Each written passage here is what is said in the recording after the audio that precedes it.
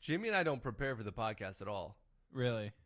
I have never come with even one question, unless I. Oh no, I have stuff written down because I'm tired of fucking having guests that suck. Yeah, I don't know. We'll see if you fall into that category. Yeah, I guess that remains to be seen. Yeah. All right. Anyways, let's start this off. This is the legendary collab between the that nobody fucking asked for between the Forehead Fables podcast and the Bank Standing podcast, and I've already decided I'm gonna take your video and my video, and I'm gonna tell Stalt to edit it in your layout that you guys do with like them equal side by side. Yeah. You know the videos, how you guys do them. What do you normally do? Well, yeah, I don't like to think of us as equals. I always have my guests in a very small box in the corner. Yeah. And while I'm lording over them, I'm giant. My box is huge, and their box not so big. Okay, so I had you on here for one specific reason. Mm-hmm. Okay, so you know that Jimmy guy, right? Yeah. Unfortunately. Yeah. I heard he moved in with. Did he move in with you, or did he? No. Same apartment complex. So he's like a stone's throw away. Yeah. Because I'm at the top of the hill, but Jimmy is not at the top of the hill. He's like way the fuck down at the bottom. Yeah. So if he tried to throw a stone, he ain't hit my building, but I could totally nail his from top of the hill. That's by design, I'm sure. Absolutely. When he asked me for recommendations, I picked the apartment number. Yeah. I was like, oh yeah. You pulled out your rifle and you were like, is this within, can I see through his window? He was like, oh, okay, second story, so I'm going to have a good view. And I'm like, yeah, man, you're going to have a great view down there. Yeah. Can you actually see his literal room? No, it's on the wrong side of the building. But fuck. I was going to say, what would be funny is if he comes over to your place and you have a telescope that would be your window. Fucking weird if I knew that there was an angle at which I could see Jimmy from here. I'm so glad I can't. Like there's a wall in between it. It would just be weird as hell, man. And the funny thing is I've invited him to like 5 or so different things since he moved here. He has declined all of them. Really? And I'm the only person he knows in Texas right now, so I know that he hasn't seen a single person in like 3 weeks. Well, it's the whole COVID thing. He's very scared. He's a frightful boy. He told me that in confidence. Sam, he looked me in the eye and he was like, "It's just the COVID, man. Like I'm shaking thinking about it. I don't want to leave to endanger myself or the people around me. Like, what if I got you sick?" And I was like, man, like, I'm going to be fine. You're from Florida, so I know that you don't take this shit seriously at all. Well, you can look at him and tell that, I mean, I'm not like a picture of perfect health, you know. You, on the other hand, you're pretty lean and trim. But Jimmy, you can tell just looking at him, he might be immunocompromised. The body is failing on him. If there was one person I know that was going to get COVID, it's Jimmy. It's Jimmy. I worry about him. You know why he hasn't left? He's probably hooked up to a fucking dialysis machine right now, just pacing his apartment. Yeah, that's probably a sickly kid. Do those things beep? If they do, I bet he's trying to record and it's just beep, beep, beep. Your kidneys are failing. Sad beep in the background. Oh shit. Poor Jimmy, man. Like, wait, aren't you? How old are you? 28. And I know Jimmy's young. How old is he? He's either 20. I think he might have turned 23 recently, or he's still 22. So you getting him to move out there, wouldn't you consider that like grooming? Fuck. Not the word I'd put on it. Other people besides yourself have definitely called it that. Yeah. And I can see how it might seem like, because it seems like grooming. I'm bringing Jimmy in for these, and I'm gonna treat him nice. Look, hey, this is Plan B. Move down to Austin. Just kind of float the idea out to him, make him feel safe. I don't say this as a concern to Jimmy. Yeah. Because frankly, I'm hoping he gets molested. So it's gonna be because he's fucking copying me all the time. I rape him into the dirt. I don't want anything left of Jimmy. Oh my God. Okay, so I'm curious how, because there was like when I met Jimmy, I knew of his stuff. I'd been watching his videos. He was sitting at like, I don't know, 20K forever, and he was just the YouTube guy that was really underrated. Like I knew that his shit was really good, and I was like, why don't? Yeah. But and he's so gonna listen to this. Don't say that. No. Bump his ego. Let's be honest. That's the only thing he's got going for him. Sam. Like, Okay. so Yeah. He'll be on his dialysis machine going. Yeah. I make funny videos. Yeah. So look, we'll give him. He's got a lifeline with the whole. He has to have something. Yeah. He can write a bit. And so, anyways, what the fuck was I saying? Oh, yeah. He was just. I had always thought like, oh, it'd be cool to work with Jimmy, and then he just like came into my stream or something. Was like, hey, Rain, I want to work with you. Can I move in? Like, and then all of a sudden, like a few days later, Jimmy and I were like hanging out making videos. Did he do the same with you? Did he just kind of like, he sneak in there? he was he apparently talked to Charborg, right? And I love Charborg. Right. I think they knew each other for a little bit. Yeah, Charborg's a great guy. He's a funny guy. But then Charborg goes, I can't do a Charborg impression. Can you sound like a? Absolutely not. Nobody can sound like that man. I know. He's the most unique sounding person on YouTube. It's hilarious. He sounds fucking hilarious. I told him he sounds like this guy, legendary YouTuber Protopod, who everybody is convinced is a serial killer because he's like this guy that's 50 that lives by himself and he just makes weird animations. And he'll make a video like, "This is my breakfast today," and I think he you sounds just like described Charborg in 50 years. Well, I was gonna say to the T, a serial killer. Like, yeah. If I had a checklist, I didn't even know that YouTube animations was gonna be on there, but it's definitely on there now. Yeah, they're not funny. They're just weird. They're weird animation. Yeah. So that's the only person I've ever had sound like Charborg. But I was gonna do a fucking Charborg impression, but I have a hard time copying a voice of someone that has Asperger's, which I think Charborg suffers from. Yeah. And because this guy, nothing but nice, really funny guy. And then he fucking decides one day, he's like, hey, let's fuck over Sam. And he goes, hey, Jimmy. Yeah. Check out this Sam guy and copy everything he does. That's how you do it. That's how you make the YouTube stuff. And so Jimmy was like, okay, because Charborg's so persuasive, you know. He got nudes of me in like 5 hours of knowing him. He's like, hey, Sam. Take off those pants. Send me a pic. And I was like, okay, you know, I had to do it once he asked. See, Charborg is the guy that I would be if I was more confident and capable. See, I got to groom fucking like B-tier celebs like Jimmy. Yeah. Charborg just goes full bore. Yeah. He'll hop in a call and just be like, all right, man, I want to see your dick. Yeah. And he doesn't laugh. No, there's... At first, I thought he was joking, you know, so I sent the nudes to him jokingly. But then as he asked for more and more bizarre things. Yeah, like at the beginning. Getting me to insert things inside of me. I realized this was not a joke. But yet, I complied. That's the... I don't know if that says more about me or just how persuasive this man is. You know? That's, you know, that's less of a... That's less of a you thing, Sam. That's more of like, I've heard with people who have gone through really traumatic, horrible things like that. You can't explain it, you know, and then all of a sudden you're sitting in a pile of mud, your hands fucking tarred and feathered, and you're just asking yourself, how did I get here? Yeah. And Sam, I don't know what to tell you, man. I don't know how you got there. But he's gonna be like a cult leader one day. This Charborg yeah, fella. definitely. I was gonna say wizard, and then you went with wizard. The cult, and then you went with the cult route, and now that combination's a special kind of dirty. I was just thinking like Gandalf. No, but you had to go all culty on it. Yeah, he's gonna be a cult leader one day. Yeah, I can feel it. He's gonna realize he's like, you know, making funny videos is half as enticing as that Charles Manson guy, you know. Yeah. That's real power right there. Yeah. A special kind of power. You know, and I have a confession. Yeah. That is unrelated to what we just talked about. Editor note. I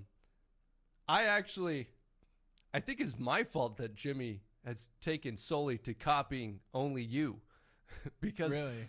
we were Jimmy and I were having a conversation. I don't know, a couple months back. That sounds like hell, by the way, just having a conversation Well, it with was Jimmy. less But of carry on. less of a conversation, more of me like walking him through his thoughts step by step, like you do with a small child. Yeah. I'm sure you have experience with that with your daughter. Like much is the same with Jimmy in this situation.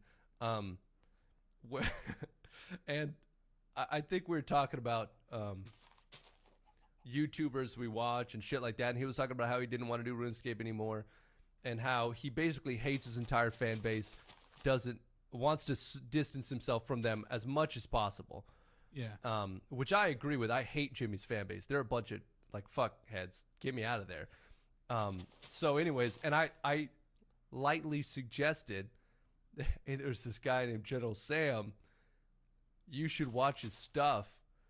And here we are in a podcast talking about Jimmy and how he's just become this like shell of a human as he chases after your footsteps.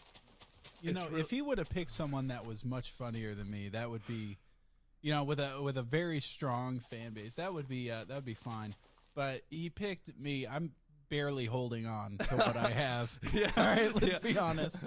Look, okay, I went back. My prep for this podcast was I watched about 2 minutes of a really old video that you did. Yeah. And I don't know why that was my prep, but I want it was a Skyrim video. Oh, man. And no. holy shit, it was like you fighting this ebony warrior guy. You know it sucks? You ever had like a video that just, it's like your biggest video and you go like, dude, that's not the one I wanted to be the big one. Yes, Yeah. I know exactly how that feels. Yeah. I'm sure many people in YouTube, that's like the trend. You're like, please not this one. And it's climbing. You're like, no. And it's just popping. You're like, please not this one. Yeah. It's always that one. Yeah. So I got to be honest. This video gave me a lot of hope because you can put shit like that on the internet and hit 1 million subscribers. I was like, man, it was bad. Was it that bad? Dude, it was pretty bad. You started out with just like slow motion gameplay footage and a royalty-free rock beat. Hell yeah.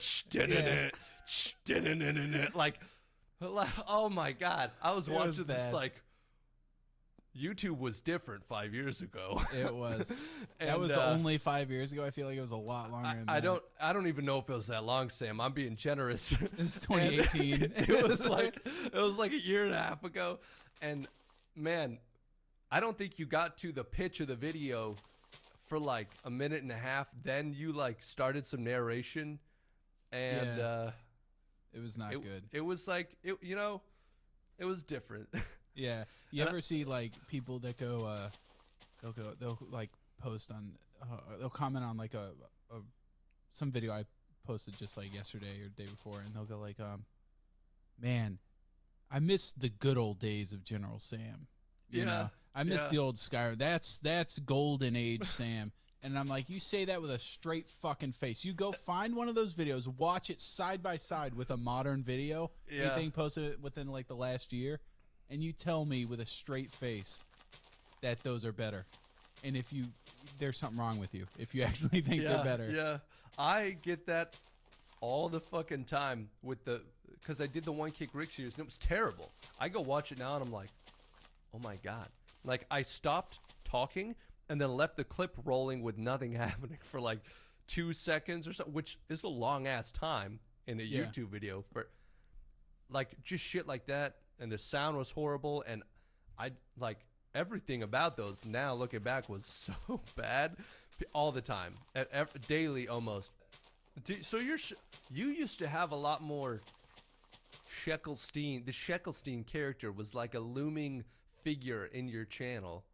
Yeah. You had the Shekel scheme. I don't know what that was, but you'd say it occasionally in a video. Was that like? No, I have that. It's okay. So like that's like your product line. That's a good thing to fucking discuss because like the stupid ass, everybody's like, where'd your store go? Like, apparently, this COVID thing hit and has wiped out all those little Bangladeshi kids that they use to make T-shirts, because now all T-shirts that I print stuff on are on back order.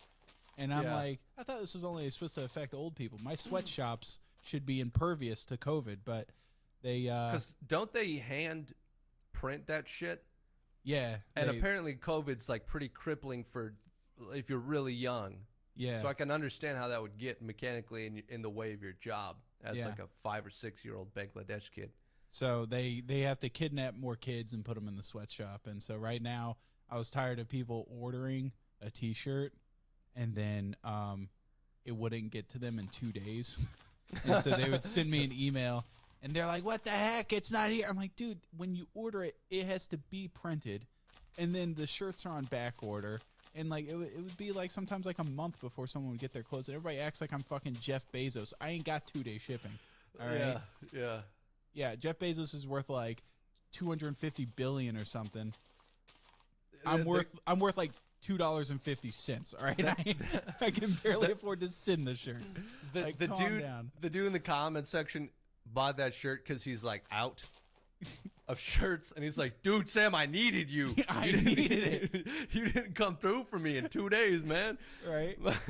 Yeah. So I made the shekel scheme. Like the whole point of it was like, YouTubers make like merchandise and stuff, and they do it for residual income.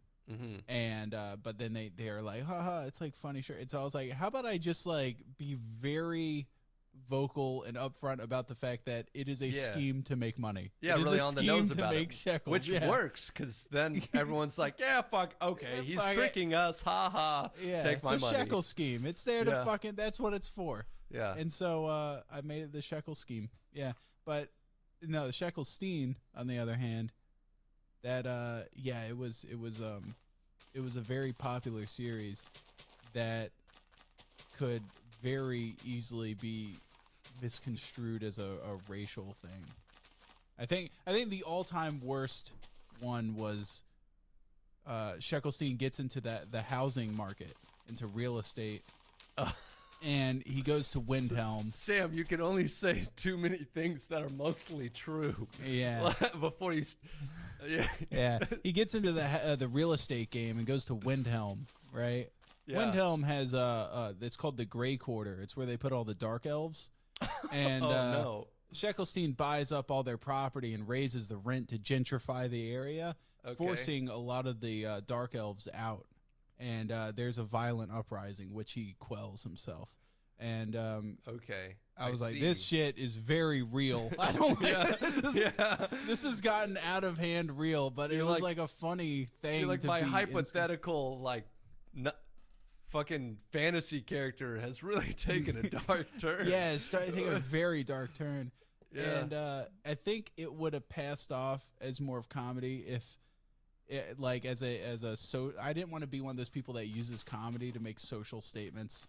Yeah. That's like the douchiest thing in the world. Yeah. You know? Yeah. I fucking hate when like comedian just be funny and like say stuff that is true and you're not allowed to say, and then you're like you're getting close, but like the second you're composing something to like make a point and do comedy, like no, you're not fucking smart enough to do that. No. You're either not going to be funny or you're going to make the wrong point. Yeah. Well, like, you want to know how stupid I am? It's been 23 minutes into this podcast so far, and I just realized the fucking the bar of my glasses is gone. Oh, my God. Wait. What? Oh, my God. How the fuck? No, my daughter, I think she fucking yanked it off. Did you not? No, when you put on the glasses. No, I put on the glasses. And it was on. It's somewhere in the house. It keeps falling off now because she does this thing where she's like, she knows my two things that I have in the morning are my glasses and my phone. And so when she wakes me up in the morning, she walks over and she's like, glasses. And her way of giving me glasses is she just takes the arms and goes, ah! like tries to like strap them over my head. She snapped the arm off. And the glasses places are fucking closed right now. So that's so endearing, but at the same time, you're like, so like fucking bitch. I own two really expensive tiny things, and they're glasses and phone. And she's like, Dad, I'm helping. Yeah. She got all that leverage. Yeah. I have to buy those screen protectors, the tempered glass ones, in packs of 3 because she just will take a phone and beat it on the ground. Oh, my God. So I get shattered all the time. Yeah. Oh, man. So is it, well, never mind. You answered this earlier. I was going to say, how nice is it having someone in town that you can, like, I couldn't tell you, man. Make stuff with. Yeah, you I don't Jimmy all the way out there. I've asked him maybe 3 or 4, no, probably like 10 times. Yeah. If we can meet in person to like, hey, let's meet up. Let's go over this thing that we got to go back and forth on a bunch. And he's like, I'll hit you on Discord. Yeah, seriously. And the amount of times where I have called him on the phone, he hangs up and then texts me, hey, what's up? And I'm like, I was about to tell you what the fuck was up on the phone. Yeah. But now I got to type on my stupid little screen. Oh, yeah. Yeah. I think he's playing hard to get. Yeah. And he's making me work for it. So, but honestly, we have done nothing in person other than help him move his stupid ass into the second story.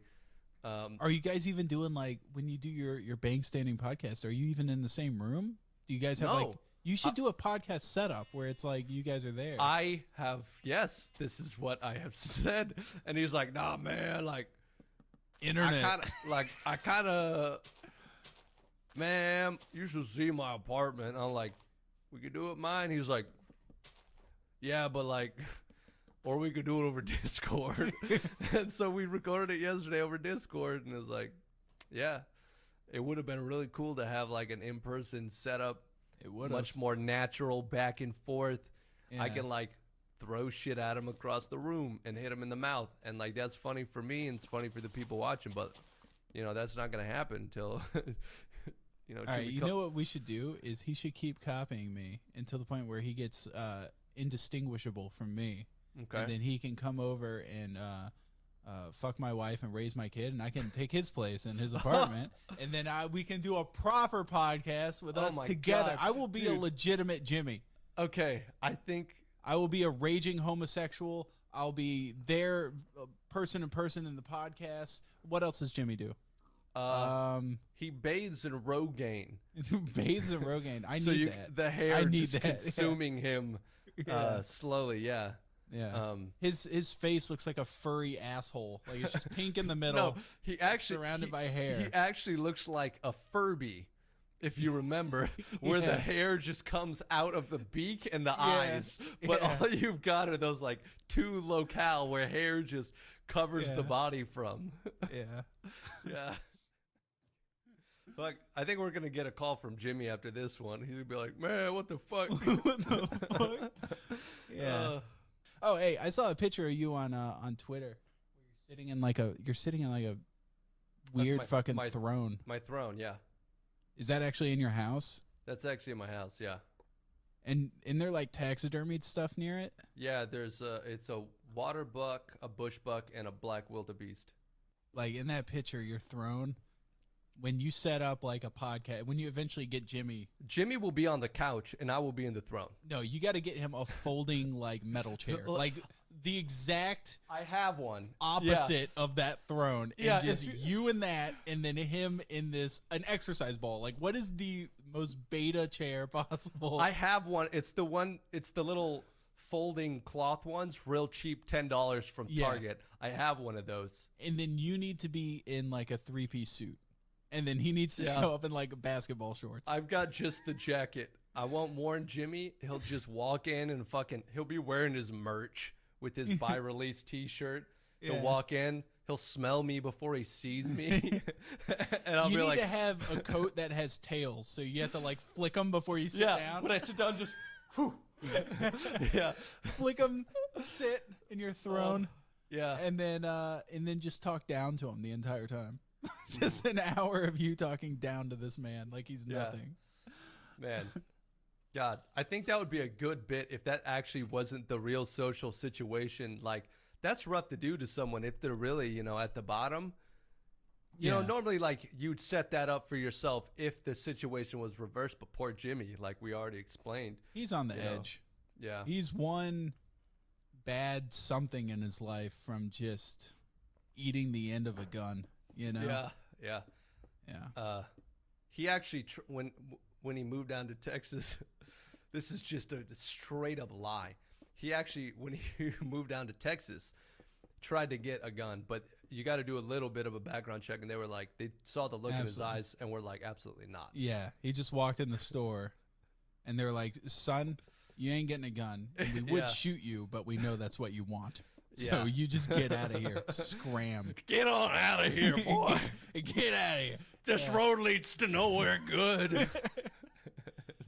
Doesn't fucking Austin doesn't have like Google Fiber or something? You got like crazy internet there. Yeah, it's great. Yeah, fuck you. I know, dude. Jimmy was like cooming as he moved closer and closer to Austin. He could feel the internet vibrating in his being. Yeah. And it was He's like, man, when I get there, I'm never going to see 9 rain. I'm just going to sit in my apartment. Yeah, he just gets more and more high res, like higher bit rate. He's fucking using all 50 gigs. The world is just like before him in his VR setup. He's like, I never need to leave. Yeah, and that's exactly what's happening. Yeah. I've always wanted to see the Gobi Desert. Yeah? That place is fucking cool. Yeah. I don't know a damn thing about the Gobi Desert. It's China Desert. Okay. Yeah. Yeah. And it goes up into Mongolia. Oh, shit. Yeah, okay. I know what you're talking about. Yeah. The Gobi. Yeah. That Gobi. You were saying it kind of weird, like Gobi. Yeah.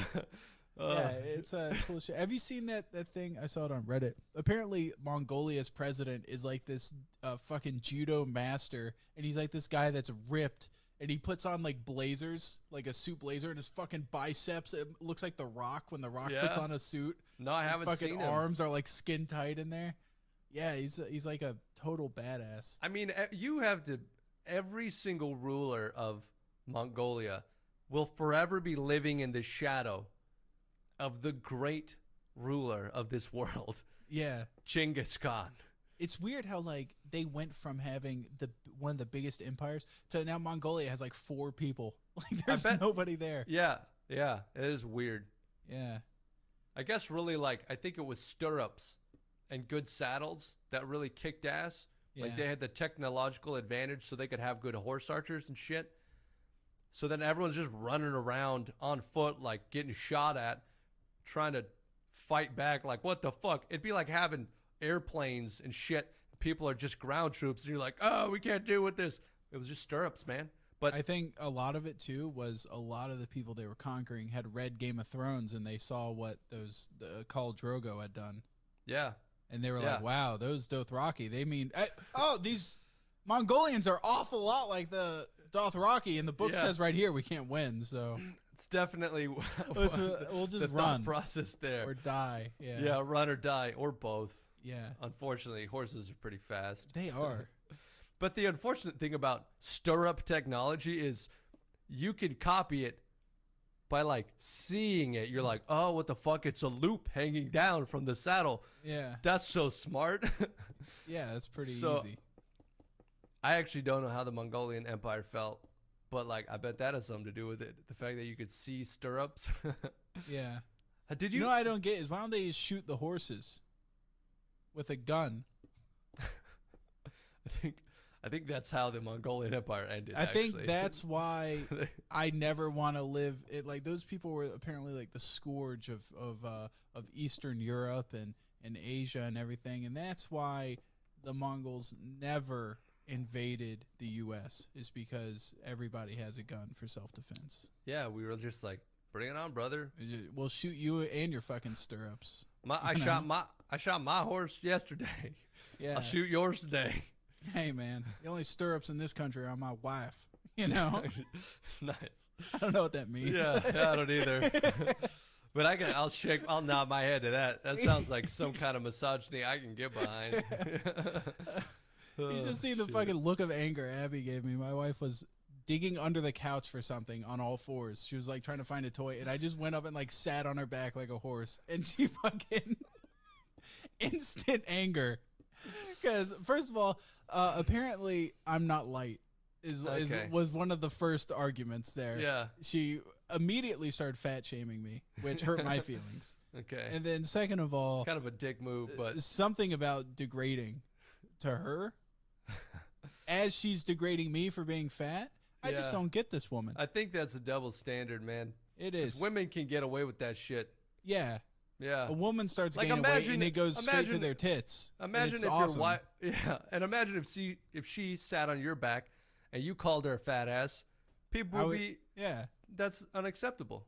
Unacceptable because of the back riding. The weight gain is disproportionate. Woman starts gaining weight. They start gaining in their little titties and their ass. A guy starts gaining weight. It doesn't go straight to her penis. Right. Yeah, what the fuck's with that? That's like... It's bullshit. Yeah, that is some bullshit. Right? That'd be kind of nice, though, I guess. What, having a fat cock? Yeah, it'd probably be desensitizing, too. Maybe. You'd be... I wouldn't be a pre-jaculator. Yeah, you'd be... what? Viral? Is that the word? I shot for a, like a $5 word when I really should have. I should have known my place and really. Hey, now that we're on the topic of cocks, how many days do you think Jimmy was in his new apartment before he whacked off in there? Dude, I can guarantee he made the his parents helped him move in. I can guarantee. So he stayed at I think he might have stayed at a hotel, did the drive over 2 nights. Absolutely. The second they and I left, he was like, all right, where the fuck am I posting up? And he didn't even have internet for 2 days, so I'm sure he had to get creative. He was looking at the ceiling titty light. Yeah. Just that bulb has a little spot in the center. Kind of looks like a boob, and it's really doing it for me right now. Yeah, for sure. The amount of times that, every time so when I go on a run, I'll do a lap of my, it's got a good loop, this apartment complex. Every time I pass Jimmy's, I like walking in there I'll come banging his door, no shirt, sweaty, fucking breathing hard. I'll come banging his door because I know there's a decent chance that I'm going to be knocking on the door. He's going to be like, oh, fuck, oh, shit. And open the door, and it's sweaty me barging in. Hey, Jimmy, glad you moved down here. Fuck you. I've definitely interrupted him at least 5 or 6 times so far. I don't know. You bang on the door. He answers it. No shirt on, sweaty. Well, and you go, what? Why are you sweating so much? The thing is, he'll actually... It'll take a good 20, 30 seconds for him. I know where his desk is. It's fucking 2 feet from the door. If it takes him 20 or 30 seconds to open the door, he's checking something. And he'll come to the door and say oh man, I was recording. My setup is going. I had to turn it off. And I'm like, okay, yeah, I know what you're doing. Nah, he's a chronic masturbator. That's what it is. Yeah. Although to be fair, I did interrupt him recording one time because he put it in his latest video. Oh, yeah. But I think that was for me to make me believe that that's what I'm always catching him doing. I'm on to you, Jimmy. I fucking know your game. That was smart. He doesn't post videos often enough. Let's look at this shit. Hold on. What's his name?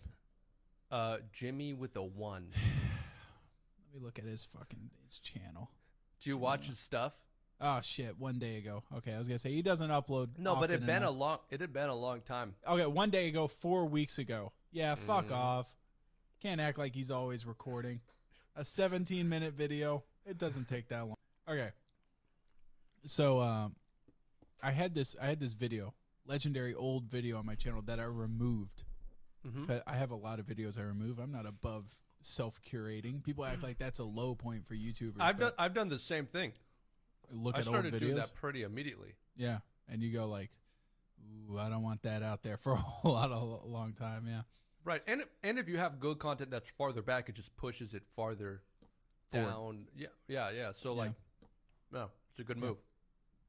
So I had this video where I was making fun of my neighbor. I used to live at this rental place, and it was a house, but my next door neighbor in his house was this guy that was just fucking insane, dude.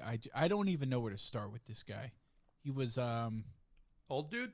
He was old. He was 60.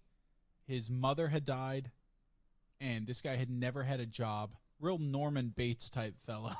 Oh shit. And his mom had died, left him the house. That was the only thing of value he had, was the house. He was fucking insane, first of all. He was very strange. And he was like the only property there that had kind of a double lot. And this was a very wooded neighborhood, right? Okay. And so he had like a double lot, and the lot next to him, he hadn't cleared out at all, but there was like a lot of space in between the trees. And he started like putting up, he made, first of all, like a firewood stack in between the trees. And then I realized he was doing a lot of work over there. He started like growing his own vegetables in the floor and stuff. And it was pretty cool because it was like he had his little co-op going on. Yeah. In a neighborhood that isn't okay. Like you could tell like the other neighbors were like, what the fuck is this guy doing? And he basically, there was also like a little communal pond that he would go fishing in, and people were like, you're killing the fish. And he's like, yeah, I don't give a fuck. Like if you pulled up a turtle, he would fucking eat it. This guy did not give a shit. All right. This guy was also a crazy... This is a whole type of people that I've never quite understood, because he was a complete like right-wing guy, but he was of the socioeconomic class where being right-wing does not benefit you in the slightest. Right. Okay. He was on welfare. He was on social net, whatever the fuck that stuff is. He was old as shit, constantly voting for the people that are like, hey, let's give this guy less money, basically. Right? Yeah. And so he was like, I was like, if I was on welfare, that was my only source of income, I probably wouldn't be voting for getting rid of welfare, right? Yeah. And he was also on he had like some sort of disability thing, but he was never employed, so I don't know exactly. Well, anyways, there was another thing he did that was kind of fucking wild. I didn't realize this until I had known him, but once I moved in, my neighbors came up to me, and I was like talking to them, and I was trying to be friendly with everybody, and everybody's like, yeah, everybody's cool around here except for that fucking guy. Yeah. Long that pause. Guy is a problem. He is a problem, and everybody hated him, which means his house is right fucking next to mine. I went out of my way to be as friendly as I could with this guy. And so he immediately took it as, hey, brother, it's me and you versus them. Oh, God. Yeah. And so I had like these two different lives going on where like I would hang out with him, and he would be like, it's me and you versus them, man. And then the other neighbors would be like, why are you hanging out with that guy? I'm like, because I don't want to fucking die. That's why. This guy's a fucking psycho. And now if I leave, I betrayed him. Yeah. I was all he had. Yeah. And I stabbed him in the back. I didn't want to, I would look out my window and see him, like, butchering turtles and shit on a stump in his backyard. And he would, like, look up and wave at me. This guy knows how to use a knife and shit. I don't want to fuck with him. And he was one of those guys that, like, if a woman was jogging down the sidewalk or something like that, he would look at me and be like, man, look at the thighs pumping on that bitch. He was like very just, grating. Everything about him was grating. But he would come to me because we were friends. He immediately thought, hey, this guy's also fucking insane, so I can share my insane conspiracy theory things with him. And my favorite conspiracy theory of his was he would come to me and go, hey, oh, no, okay, wait, first of all, let me back up. The whole point was I made the video about this guy. Oh, the video was about this guy. The video was about this guy, about what he is about to tell me, right? Okay. And he found out that I did YouTube. And I found out that he hung out on YouTube a lot. So I figured he's trying to find me on there. Oh, no. And I did not want him to find out that secretly in my house I was making fun of him. Oh, yeah, because you had a video about... Oh, fuck. Yeah. And so I deleted that shit because I didn't want to end up killed or something. Right? Yeah. Yeah. And so what he told me was he stopped me one day like in my driveway, and he goes, hey, man, haven't you heard about the Muslims? And I'm like, what about the Muslims? He goes, UPS. This was right when Trump was about to be elected, and he was so fucking hard. Oh, this was a lot Trump. More recent than I thought. No, this was 2016. Okay. Yeah. Okay, that's actually fucking, it's been that long. Yeah, I guess. Yeah, it's a blur, isn't it? Well, because it's weird. In YouTube time, 4 years is a long time, but in like real life time, that's not that long ago. Okay, all right, I'm following. So it was a decent chunk of time ago. YouTube's life. Yeah. Right. So he was like, hey, this is what's gonna happen. This guy, you know how like people on InfoWars are insane? Mm-hmm. This guy was like, to the point where people that watch InfoWars would be like, you're insane. Like he's that level. Okay. Yeah. So he was like, dude, this is what's gonna happen, brother. You need to watch out. You need to arm yourself. Do you have a gun? You need a gun, because what's gonna happen is that Hussein Obama in the Oval Office. Oh my God. What he's doing is he has UPS flying Muslims in on 747s. That's how they bring in their international parcels, is through these 747s. And they, instead of packages, they have them packed with Muslims. And they're bringing them into the country, putting them in all these distribution centers. And then he's, right before the election, he's going to declare martial law to extend his presidency. And he's going to use the UN and these Muslims to take control of the country. So you need to have a weapon, and it's going to be me, and the rest of these people are fucking losers. I see them walking their Pomeranians on the sidewalk. They're not going to get our backs, but me and you, brother. And then he takes me around the backside of his house, and he's like, when the grocery store shut down, man, I got us covered. Check this out. In the back of his house, like in his backyard, I had never seen it from the angle of my fucking window where I'd look out at this guy and go, holy shit. Yeah. This guy has cages back there with rabbits, and he would take the rabbits and he would make them fuck, and then when they would have, he would fucking make rabbit soup and stuff. Like, he sustained himself off rabbit meat. Oh my God. This guy is a wacko, right? That's so insane. That's actually, like, I feel like you're telling me the plot of like a movie where you die at the end, right? Yet here you are. So he's sitting there, and these are the prettiest rabbits too. They're both like the white albino looking rabbit, and they're huge in their cage, and they're just like looking at me like, please God, save us, Sam. Put me out of my misery. Save us. If I have to fucking watch my kids get slaughtered one more time, you know?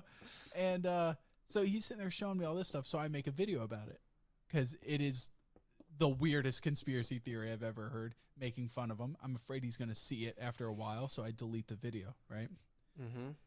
Dude, and then I moved. I bought a house up in the suburbs. Life's going good. Haven't thought of the guy once, because once I escaped him, I just wanted to block him out of my memory.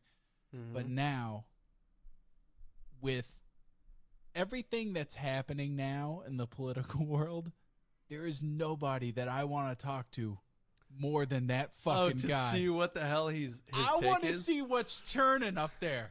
Yeah. More than anything, I want to see what's churning up there. I want to know, like, what does he think of Russia right now?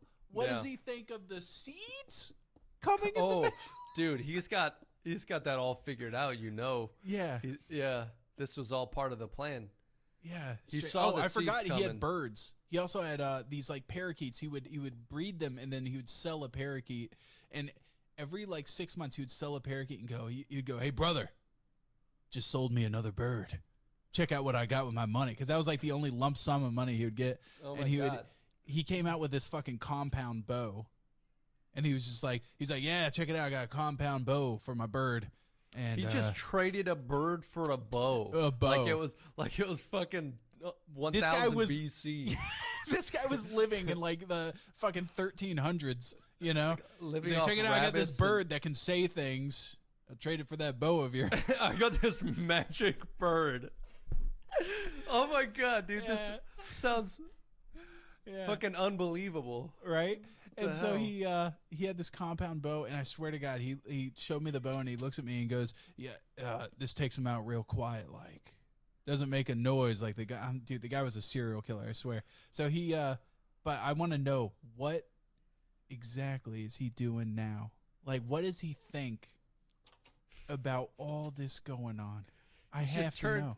He's just turned more and more into a rabbit as he slowly consumes them. He starts living in burrows, He has to be like an old prospector at this point. Like I feel like that's what they sustain themselves on. Like those old gold prospectors, just a hair soup every now and then, a little rabbit soup. Yeah, he stopped cooking them. Damn, dude, that's nuts. Yeah, I mean, I didn't think I'd say this, but I worry about you, Sam. How the fuck you left him back there? Like you were his guy. I was his guy. What did you tell him you were moving? I told him. Well, actually, I was loading up the U-Haul with all of my belongings, and he goes, "Where are you going?" I go, dude, I'm moving. I have to get a bigger place. My wife's pregnant. And he goes, "Oh shit. Well, where are you moving to?" Yeah. And I did not tell him the street. I go, "Oh, I'm going up to this place because I don't want to tell people where I live." Yeah. And he goes, and he thinks about it for a minute. He goes, "There's a good fishing lake up there. Mind if I come by sometime and fish?" And I'm like, "Yeah, sure, dude. Just call me anytime." Because he had my phone number, and then I blocked his phone number. The second I pulled out of the driveway and was going down the road, I blocked that shit. Good move. Yeah, I did not want to see him again, but now he'll find you, but it'll take him longer. Yeah. I remember one time, dude, I was at Advanced Auto Parts, and I was getting something for my car, and I heard he has a very distinctive voice. Oh, you remember that guy, man. Bob Eisman from like Super Dave? You would talk like this, like very breathy. Okay, yeah. Yeah, very breathy, yeah. I heard that fucking voice at the counter, and I straight up like, do you know that scene from The Matrix where Neo answers his phone and he has to like dodge through the cubicles really low? Yeah. I fucking zigzagged through the aisles at like 3 feet off the ground and just went out of the store and into my car and left. Good move. Good move. I did not want to see that, man. Dude, that would have been... Fuck, man, that would have been bad. I'm sure the security camera thought I stole something. They're like, dude, this guy had to have put something in his pocket because he just straight up went low and then just that's hilarious. went through the store and left. Dude, if he had seen you fucking sneaking around. Yeah. Brother. Well, he was asking the person at the front for something. He was like, where do I get, Yeah. Do you hear guys the have footsteps? Do you guys have rubber mats for my truck that I can cut up a body in and then wash it off without staining the carpet of my truck? And I was panicking, thinking I was on that aisle, and I was just like, I need to get out of here quick. Yeah. So as they were explaining it, I just left. Wait, what the fuck made you think about talking about that? How did that make the list in the Oh podcast no, because I was sitting me? there. I was sitting there like, I was thinking about the state of today, and I was talking to my grandma, and I was like, Grandma, not to get like super political or anything, but you went from a time growing up. My grandma is old as dirt, and I'm like, you grew up with like Roosevelt's fireside chats over the radio, and he was a great orator, and you grew up with like you remember JFK and his speeches, and then as the years have gone on, now in your old age, you're looking at America. And we have this president that has like a 4th grade reading level when he speaks. Like, well, how does that feel just to see the progression? And she goes, she just looks at me and drools because I realize she's so fucking old, so nothing's really making sense to her anymore. So she didn't really have an answer for me. Yeah. But then I was sitting there like thinking of today and like just the political world. It seems so fucking strange to me, all this weird shit happening. Okay, like, most of the time when we're complaining about something or people or like the news picks up on something, I usually think to myself, this is a problem this is a human problem that humans have had all throughout history. It's just repeating itself. It's not like they were dealing with this back then. Like there's a guy that I have read a lot of his stuff named G.K. Chesterton. He's fucking brilliant. And you could read anything he wrote back in the late 1800s, early 1900s, and think he was writing about today. And that's been kind of how I've looked at a lot of like the shit that's been happening up until like the past year and a half. Then I'm like, no, this is new. This is fucked and this is new, and we don't know what the fuck we're doing. like a lot of the problems around technology and social media and all that shit and what it's doing to people, how it's politicizing everything, how, like the way that the media is just taking over narratives on both sides. Like we're fucked, man. We're so screwed. You know, I used to think like national media was the dumbest thing in the world. I'm like, you're getting news curated by the people that it's supposed to be criticizing. It's so back-asswards. It's totally a conflict of interest. But then if you have like these for-profit publications, it's not in their best interest to give an unbiased report. Right, yeah. It's their fucking prerogative to just sell a bunch of papers. That's all it is. I know. I would lie. Like, if my job depended on it, I'd fucking make up all sorts of shit. The headline would just be like, Trump rapes a woman. Right. Everybody will click on that. Yeah. And then and then the subject matter would just be me eating a ham sandwich or something. Like, it would be totally unrelated. Yeah. Whatever gets that initial click, that's all that matters. They run the pre-roll ad, and you're like, we got him. Yeah. We fucking sold the ad, baby. Yeah, there's channels out there, YouTube channels that they've realized. I mean, that's just on YouTube, where they make a certain type of video, and they go, man, that did well in the data. That had a lot of positive feedback. I'll make more stuff like that. Mm-hmm. That's how the news works. They make me with like my stupid Tarkov videos. And the fact that I have a huge interest in the game, it just, I made more because I loved it. But like the news, I mean, if they run a story on, whatever, and then it does well, they're going to definitely write more about it. There's a couple of guys that I've watched become more a slave to that. Like, do you know who Tim Pool is? Yeah. I see his stupid beanie head on fucking Twitter every day. I saw him in the Joe Rogan podcast where he was laying into the Twitter people. That was like my first time I saw him. Yeah. And he was extremely partial, unbiased, played the middle of the field really well, was critical of all sides, and just wanted to get to the heart of the matter. And so I fucking watched a lot of his shit for, I don't know, months. But the past year, I've watched his channel just go straight into clickbait, samey, like exactly like a news cycle where it's predictable. You know exactly what he's going to say about which side. Yeah. And how he's going to spin it. And it's a big shame because the dude's like brilliant and was like one of my few good sources of like, okay, I want to get some political commentary. Let's get it from this guy. Yeah. And I get mine from my neighbor back in my rental place. Yeah, that's where I get all my input. And so he did it too. I actually, if you go look at my YouTube channel, my latest video, I bombed on purpose. It was actually kind of fun to do.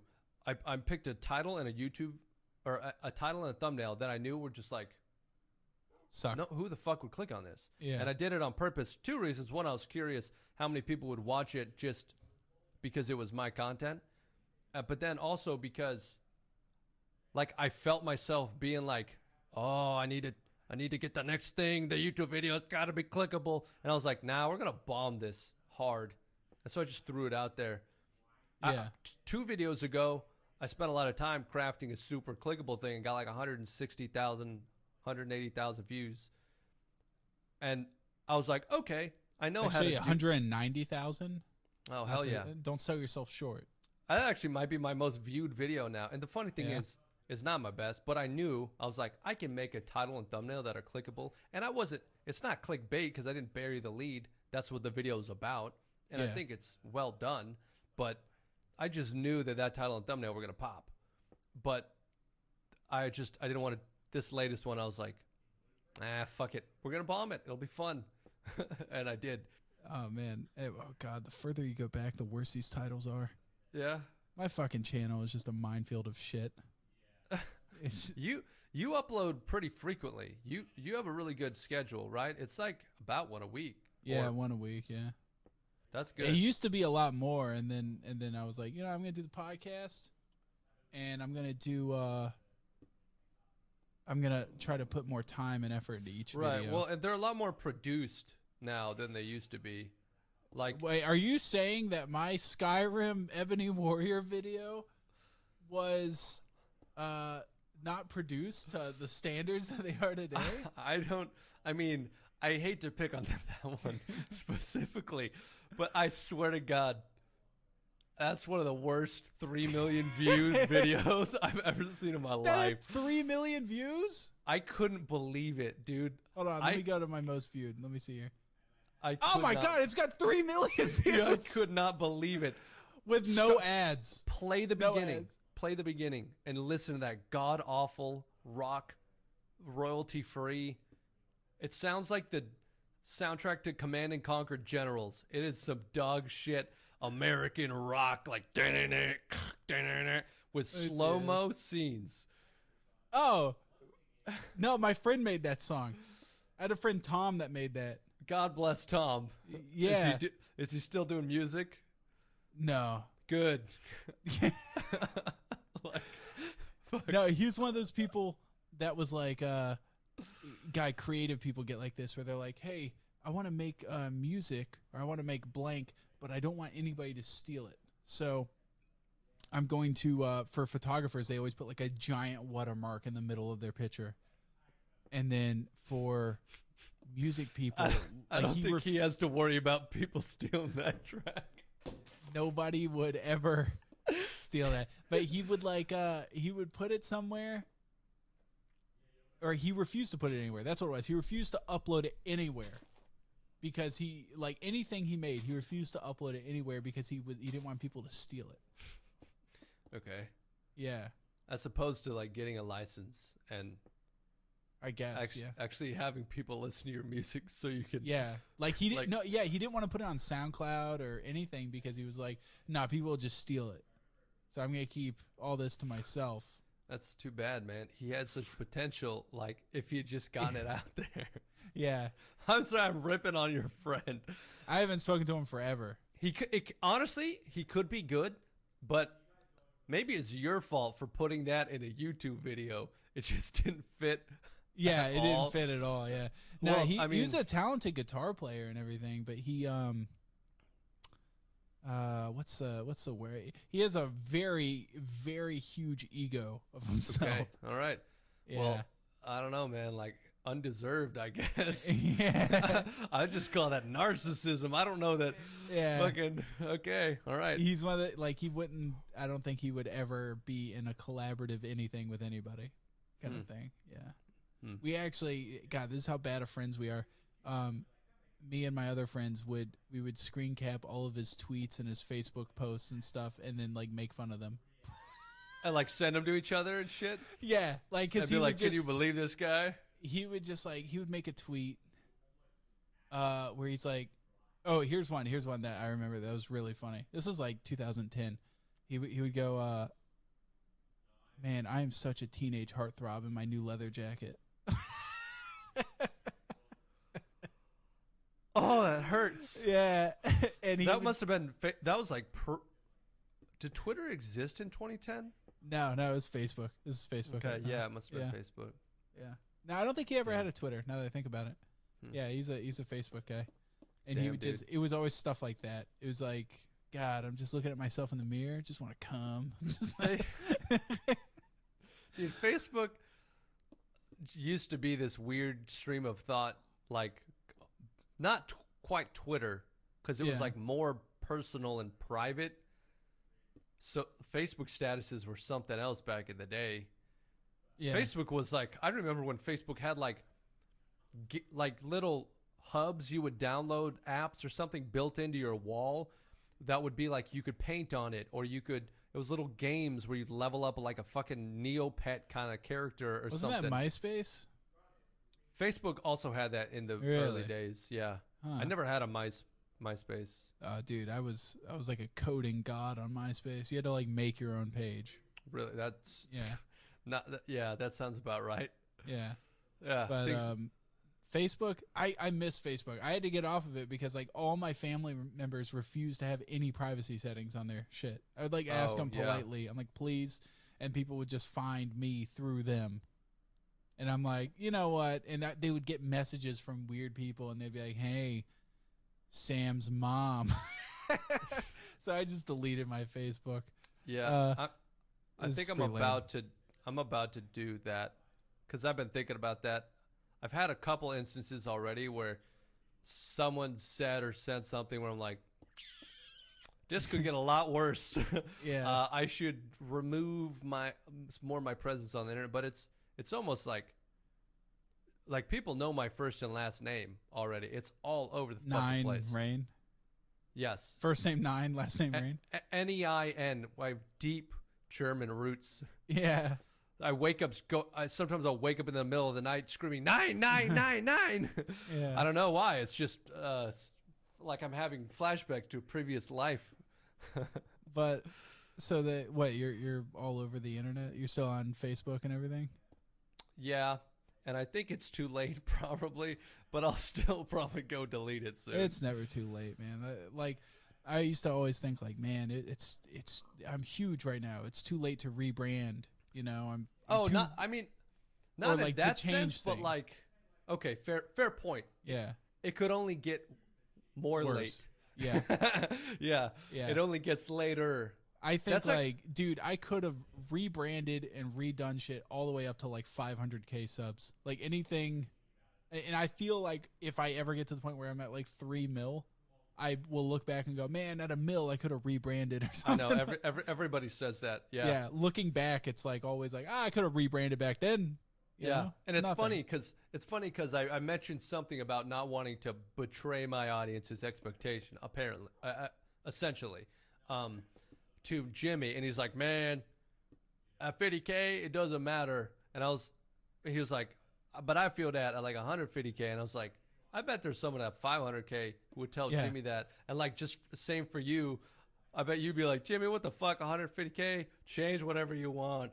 Burn the whole thing down. It whatever. And it doesn't matter. Right. Each thing is the hardest. That's why I've always said like the first 100 subs is the hardest. The first 1,000's the hardest. It's always that way. It's just you're just trucking, and it always seems like, man, I can't believe I got to this. I couldn't believe I got to 1,000 subs because I know 14 people in my life. Right. That was maybe the one moment where that was just weird. When you're first starting and you're like, I can't believe anyone subscribed. Yeah.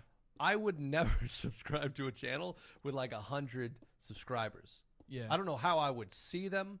I don't know what the fuck, but like those were actually like, I would get one sub and be like, who the fuck subscribed? Genuine momentum is such a weird thing. Yeah. It was,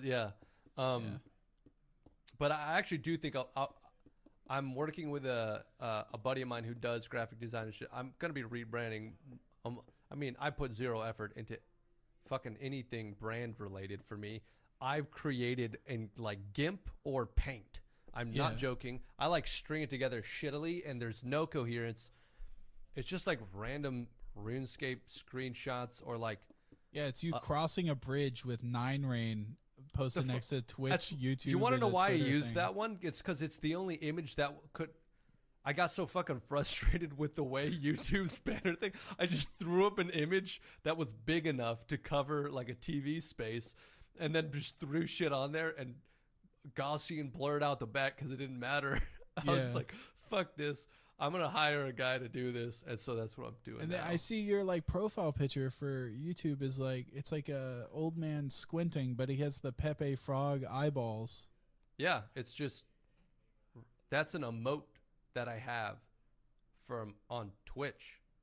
Okay, but you do realize that the ADL has confirmed that Pepe the Frog is a hate symbol. I knew. Sam. You knew going in. Yeah.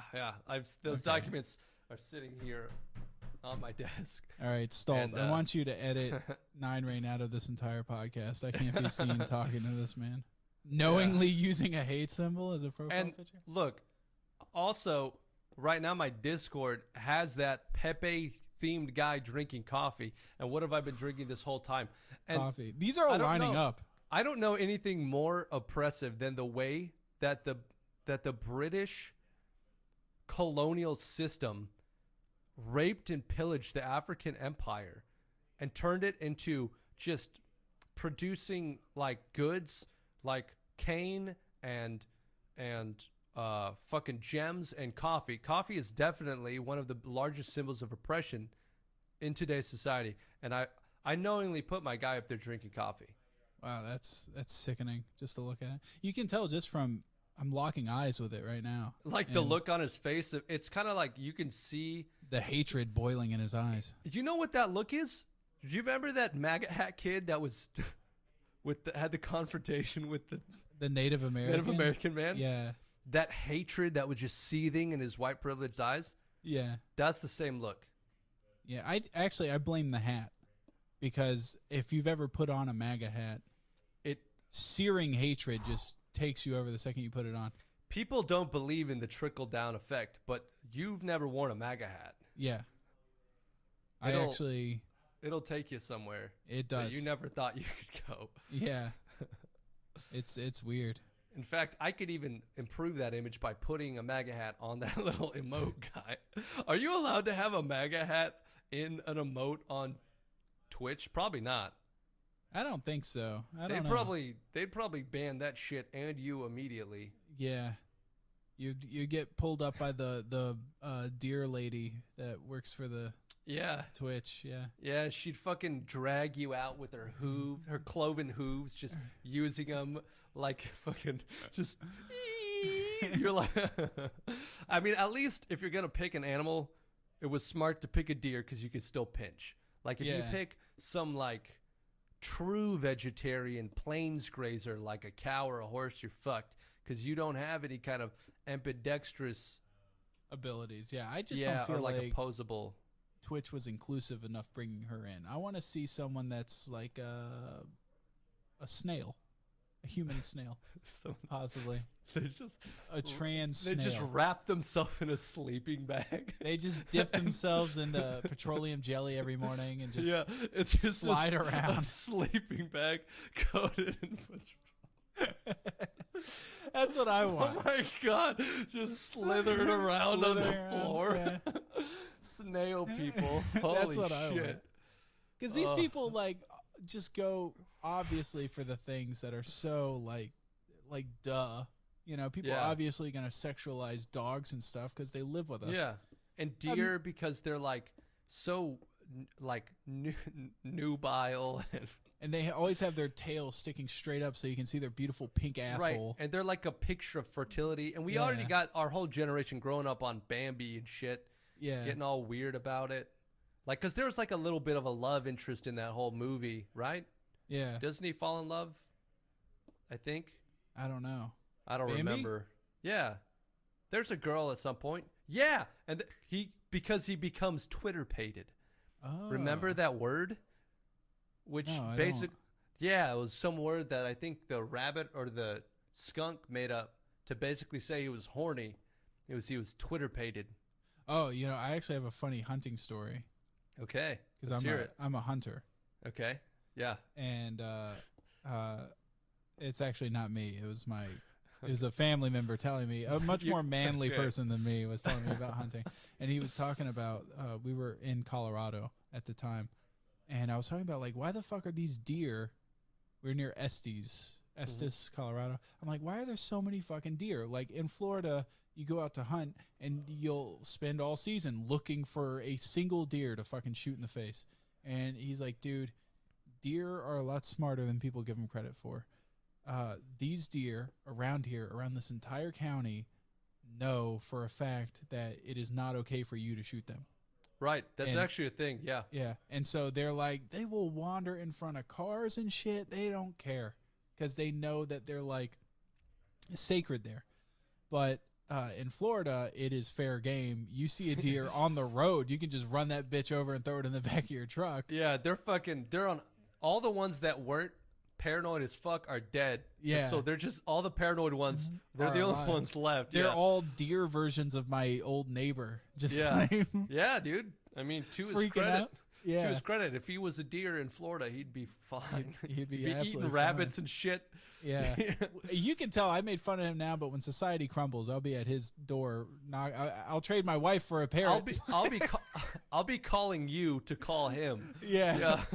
Oh God. But this guy was talking about deer, and he was like, dude, all hunting is, this is all hunting is. You're a hunter guy, so you might know more than me, but this is his interpretation of it. He's like, deer spend all year just hiding out, super cautious. All they're doing is their entire existence is about eating and passing on their genetic DNA. Yeah, that's and true. So they spend all year just eating, grazing, and avoiding death. That is day in, day out. From the moment they wake up, it's how can I eat while avoiding death? Yeah, their whole life, if you watch a deer, all their movements are, am I going to fucking die right now? Yeah. Am I going to fucking die right now? Yeah. And then comes the time, was it like spring when they're in heat? Yeah, it's the rut. The rut.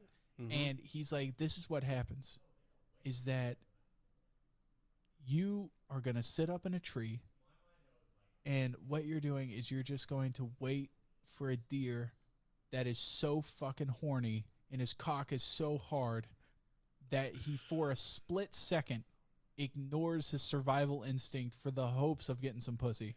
That's so absolutely true. And that's when I'm like, dude, that is so horrible. Because, like, imagine the only time that we have that is in our, like, teenage years, you know? And, like, you're flipping through the cable box and you see that blurry tit go across the screen. Did you ever have the cable box? Channel 74, baby. Every once in a while. And you'd play with the back. You'd play with the Cat 5 cable going like, come on, get that titty in better signal. I remember being at a buddy's house doing a sleepover, and we're just flipping through channels late at night trying to find some cartoons, and we flip over to channel 74, and it's literally just naked chicks pouring Hershey's chocolate on top of each other, and we were like children, so we're like, what the fuck is this, and why can't I stop watching? That's a lot of chocolate milk going down the drain, lady. No, it was chocolate syrup, dude. Did I say know. Milk? You can make so much chocolate milk right, with that. Right, pound for pound. That's like gallons. You wasteful whores. Yeah. It was fucking. Yeah. Now imagine at that time, right? You're young. You're watching that. Cock is so hard. You know, you're looking at that. You're like, wow, look at that fucking naked. If some guy just shoots you in the heart. Yeah, or better yet, some deer comes out, fucking bursts in your house and rams your ass. Yeah. And you get taxidermied and put next to some guy's big throne in his apartment building. That'd be fucking brutal, man. That would be brutal. It would suck to be a deer. Yeah, fuck those guys. Yeah. Oh, shit. Anyways, I don't think I've ever had a podcast over fucking 2 hours, so let's cut this short. Yeah, we got to get out of here, man. I got shit to do. I got food to eat. This is fun. I'm so hungry. Goddamn. Yeah. Say it's football sized. I feel less bad for her and her family, but a basket. I got to be honest. Oh. I don't.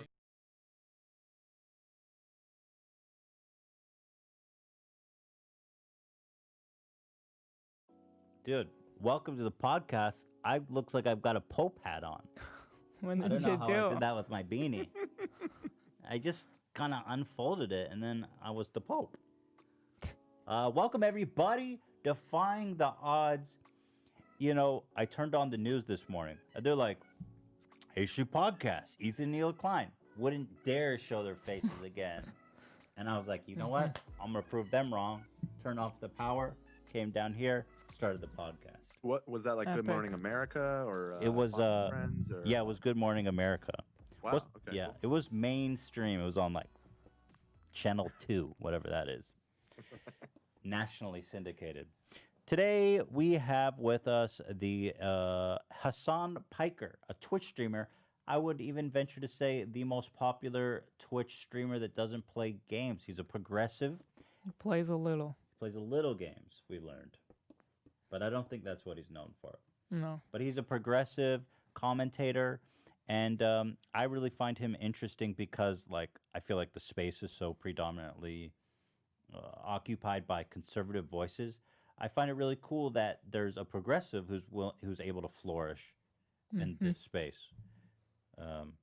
So I think it's interesting. I think he's an interesting guest. So I'm happy to have him on, Hassan Piker. Also today, Teddy Fresh release is out. New summer drop. Sorry. And including the anxiety shirt that everybody can't wait to get their hands on. You love it. You hate it. Whatever you think about the shirt, 100%. Oh, thank you. The president is a fan of the shirt. I said I love it. I heard you the first time, Donald, and I appreciated it then too. Look how happy and beautiful they are because they're wearing Teddy Fresh, and you could be that happy and beautiful too by going to teddyfresh.com. Look at all these beautiful new items. Color block quilted jacket, cute AF hoodie. We got some jewelry, and of course, everybody's favorite shirt. I have crippling anxiety, which whether if you love it or you hate it, whatever you think about this shirt, 100% of the profits are being donated to Mental Health America. So it's a win-win here on the H3 podcast, but there's so much more to see, including the beanies, which are finally back in stock, which have been sold out forever. And we need members to join right now. Chris Hansen is literally investigating Zach, we learned in the last episode. And we don't know what he's going to uncover. All I know is that I need young Zach, and I can't allow anything to happen to him. He's way too important. He's way too sweet of a soul. So hit that join membership. Become a member for early access, no ads. Or, I mean, Zach's going to be having a seat on Have a Seat with Chris Hansen. None of us want that. Anyway, so let us continue on with our interview with Hassan Piker.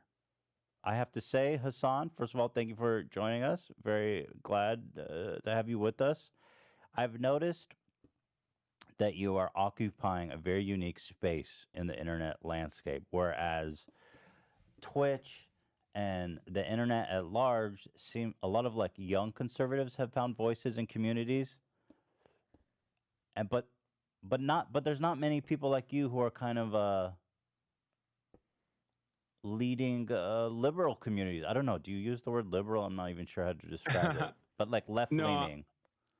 No, yeah, I wouldn't even consider.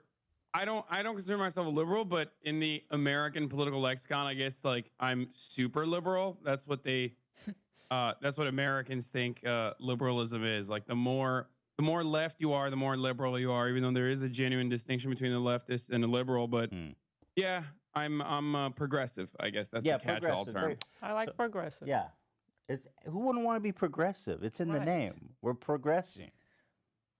Progress. Yeah, well, that's why like early stage classical liberals who like wanted to rebrand, like Dave Rubin, for example, who now are very openly on the right and like everyone knows it. They originally tried to say like they're the real progressives, and that the people who brand themselves as progressives, people like myself, they were actually regressive. Regressive. Yeah, interesting. But it didn't work. So now Dave Rubin gets a lot of money from just Prager University and numerous other Republican think tanks and whatnot. So now he's just openly a libertarian, as he calls himself.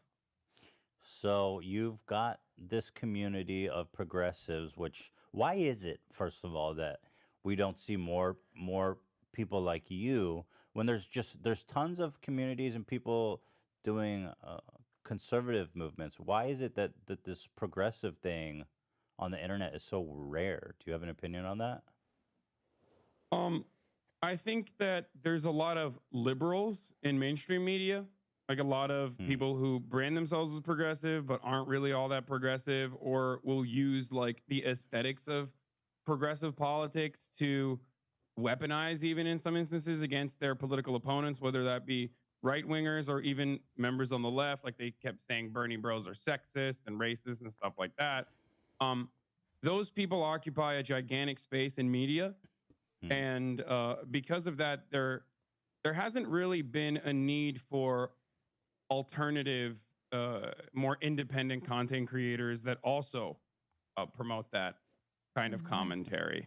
Whereas I feel like with Fox News, you have Fox News, or with AM radio, you have radio broadcasters, but then beyond that, there aren't that many real conservatives in represented in media, mainstream media specifically. That's why there's a lot more people out there on the internet doing their own thing as like independent content creators on the right, whereas on the left you don't really see that. And then the most significant reason is because money. There are numerous Republican or even alt-light, or even just like, centrist commentators on the internet that are pretty fairly established in the right as well, that get money from donors, get money from those who own capital, and they'll just keep funding these programs. I mean, you see this in mainstream media as well, with like something like the Federalist, which is a right-wing publication. We still don't know who funds them. It's basically a meme at this point in like left Twitter or political Twitter. No one knows who funds the Federalist, but it's basically like a jobs program for Republican fail sons that get Republican that fail get jobs sons. over and over again. Yeah, like conservative fail sons who just keep failing upwards, and that kind of money doesn't exist for the left, because the left is, one, disjointed, disoriented, and also, two, does not have the same kind of money that that right-wing publications have, because they're speaking out against the rich pretty openly. So the wealthy are not going to exactly go out of their way to fund you if you're constantly like, I don't think billionaires should exist. That kind of wealth accumulation is a systemic problem. So you think maybe that's where the progressives are even distinct from what would be considered liberalism? Because, like you said, you see liberalism a lot in mainstream media, but progressivism, which is being not funded to the same degree, is probably, it's just a matter of money and the interests of people who have money, is what you think. Yeah, I think these ideas are definitely very popular. And they're even popular in circles that you would not expect them to be popular in. If I were to spend 15 minutes talking to a random person who's apolitical about the way that wealth accumulates in this country, they would probably, at the end of that 15 minutes, recognize, yeah, you know what? That is how this system works. It's pretty simple. Wealthy people make a lot of money, and they set the rules in a way that that continues their success. And there are problems associated with that.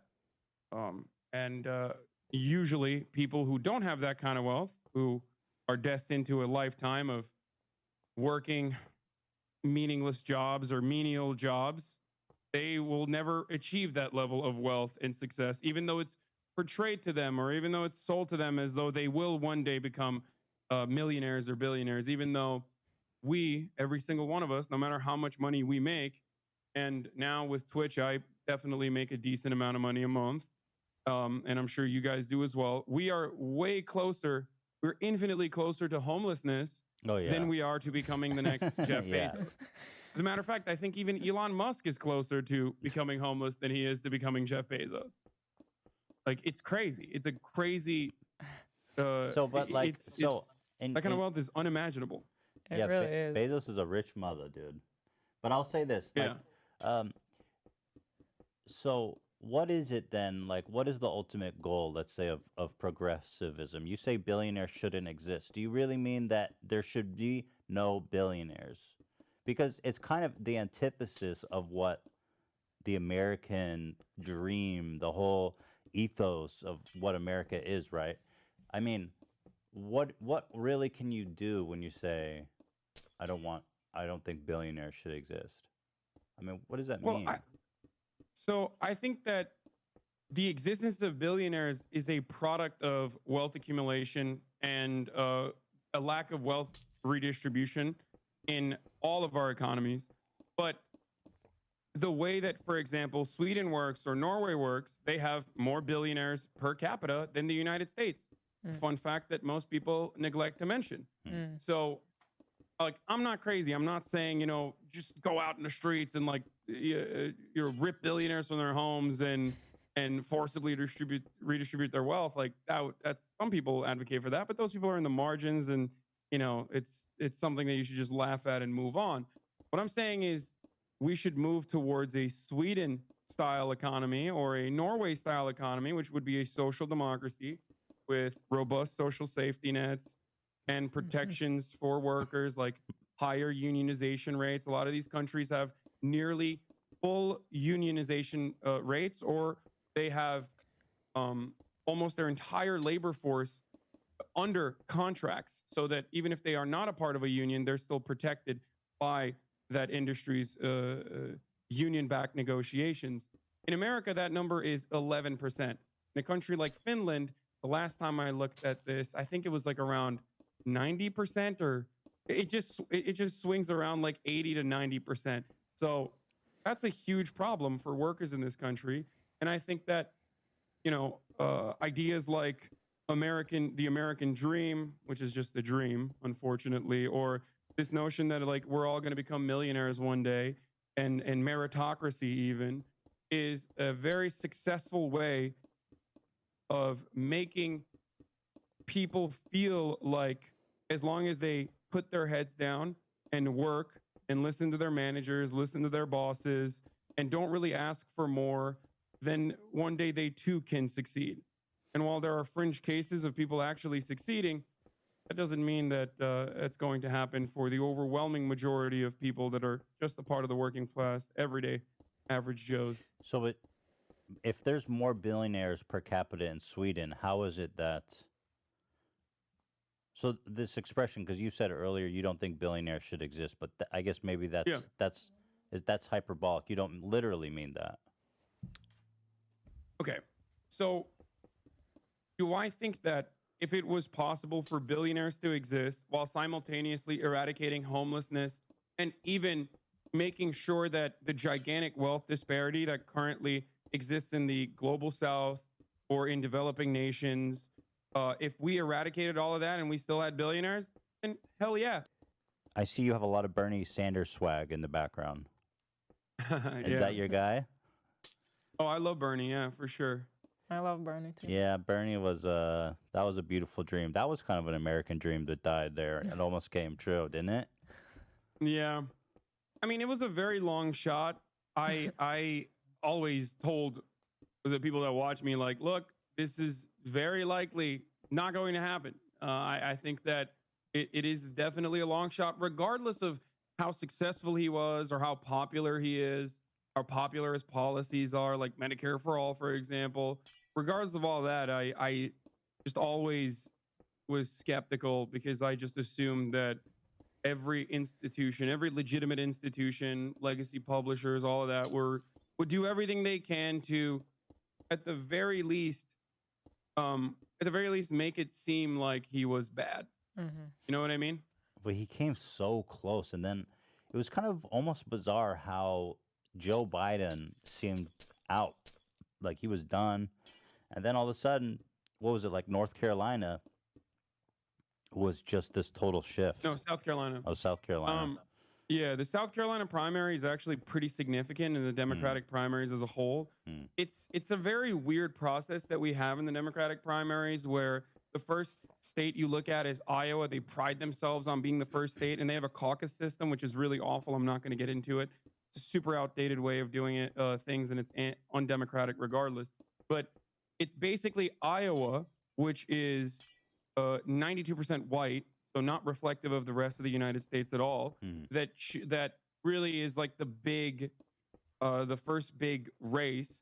And then it's Nevada, which is very diverse and definitely more representative of the demographics of the United States. And then you move, Iowa, and then, wait, I'm messing it up. It's Iowa, New Hampshire, Yeah. and then Nevada, sorry. And New Hampshire is very white as well. And then Nevada, and then you get to South Carolina. And South Carolina, especially on the Democratic side, the South Carolina voter profile for the Democratic Party is super unrepresentative of the rest of the American demographics as well. So we have a very interesting way of doing things in the Democratic Party, but the South Carolina primary is the most important one, because it is predominantly, overwhelmingly black. And the black voting bloc is the most significant voting bloc that most consistently and reliably votes Democratic in the generals. So, for example, Representative Jim Clyburn is regarded as the kingmaker because of that.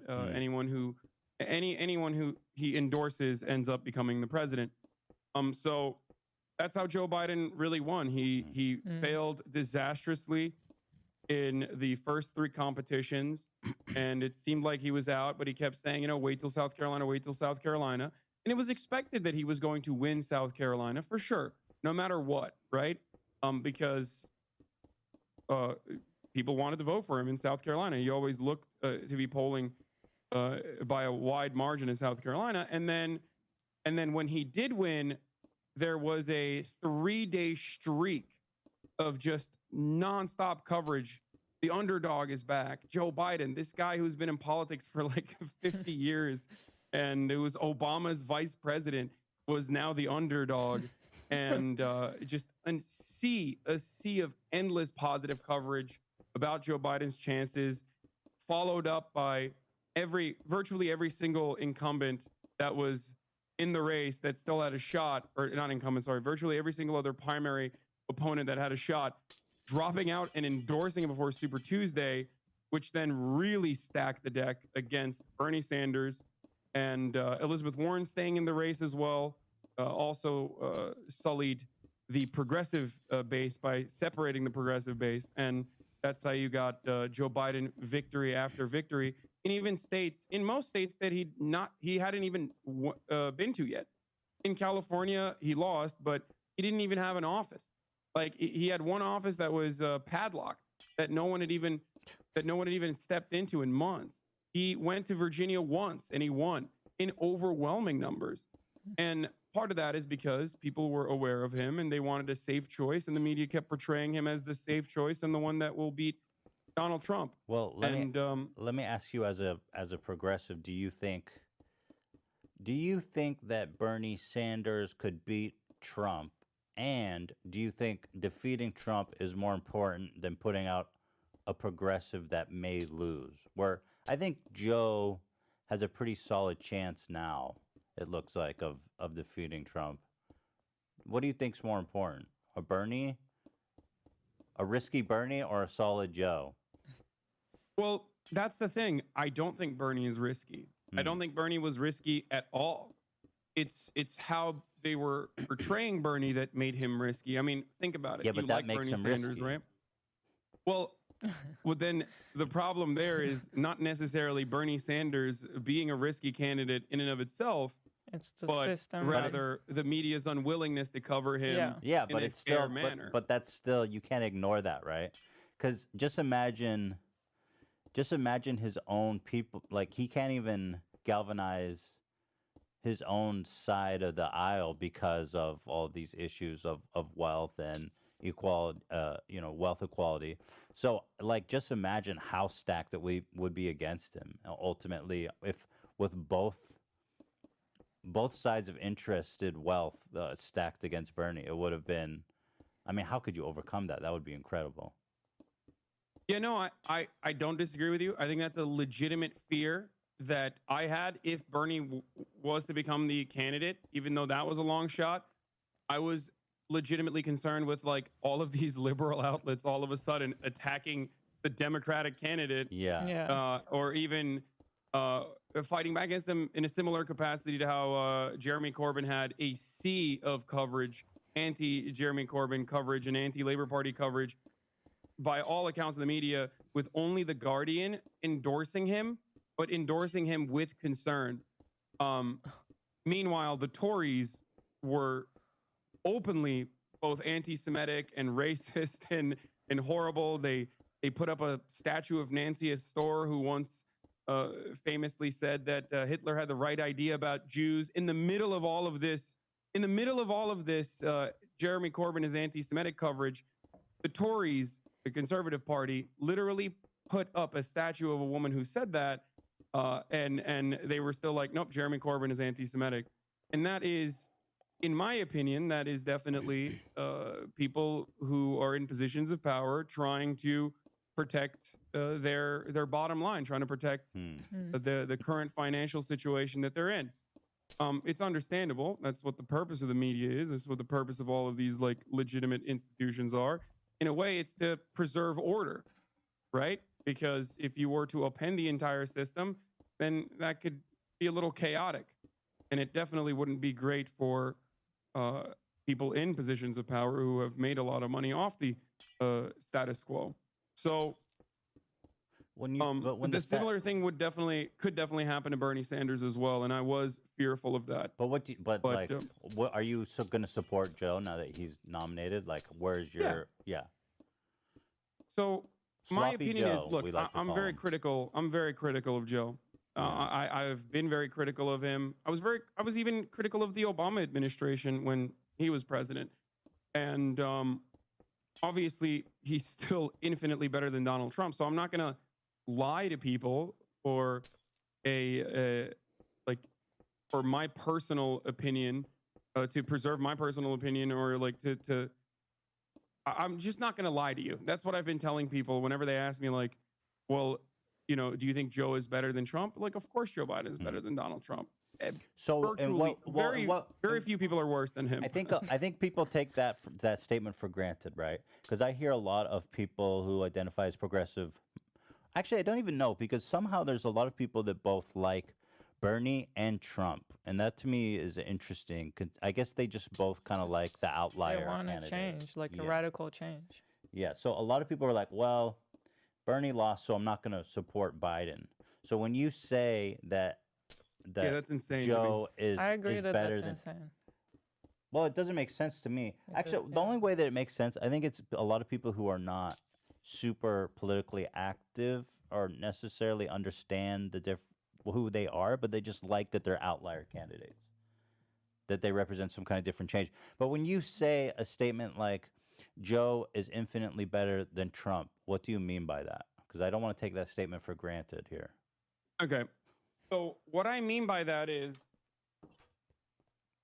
even though there might be marginal differences between Joe Biden and Donald Trump on certain matters where the Democratic and Republican Party always seem to find bipartisan consensus, like American foreign policy, or even tax cuts for the wealthy for the most part, which is something that even Barack Obama pushed forward at a time when he didn't need to.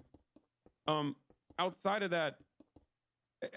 of those marginal differences, there are gigantic differences, like in the way that competent administration would handle something like the coronavirus pandemic, or I just don't think that Joe Biden is going to be sending like federal shock troops like the Gestapo into Portland and Democratic cities because he wants to violently squash these overwhelmingly peaceful, and in some instances not as peaceful, protests demonstrated by moms and veterans and, you know what I mean, and dads and just old people, along with this like boogeyman of Antifa.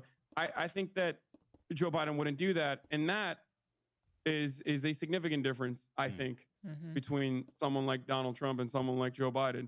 So what I mean by that is marginal differences in policy lead to drastically different outcomes when it comes to the lives of millions of Americans.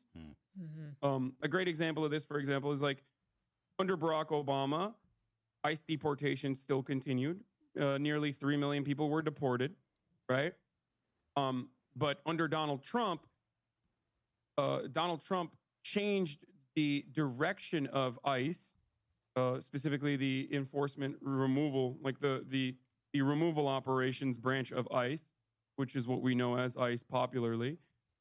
He changed the rule so that non-violent, non-criminal offenders were considered for immediate deportation. Like, that's crazy to me.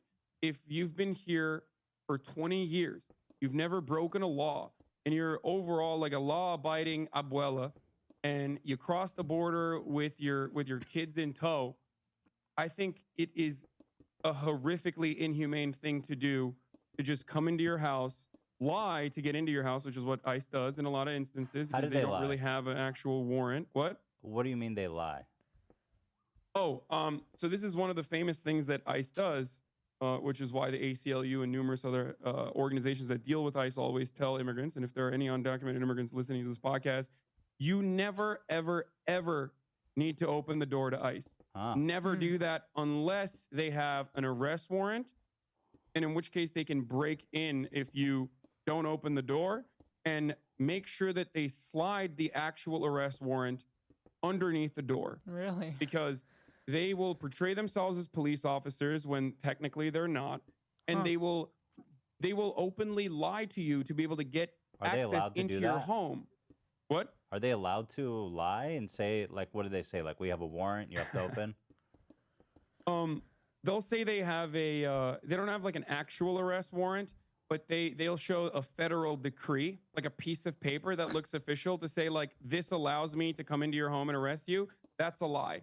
They also don't have to tell you they don't have to tell you that they're not literal cops unless you ask them who is at my door, why are you here, are you a police officer? They wear branded gear that says they're police and they're federal agents, but technically they don't have the same kind of jurisdiction that police officers do, unless you are in what the ACLU considers to be a constitution-free zone, 100 miles in from every border and every sea line.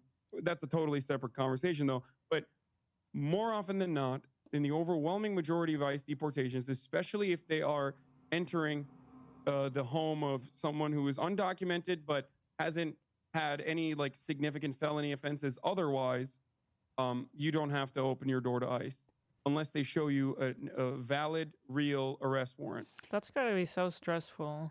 Just thinking to be in that position, to even have to make sense of that situation at that moment. Oh, and, yeah, yeah. And Oh, think yeah. clearly, like. Yeah, you would open the door most likely, unless. And you also, really... what happens if you don't open the door? Do they come back like next week?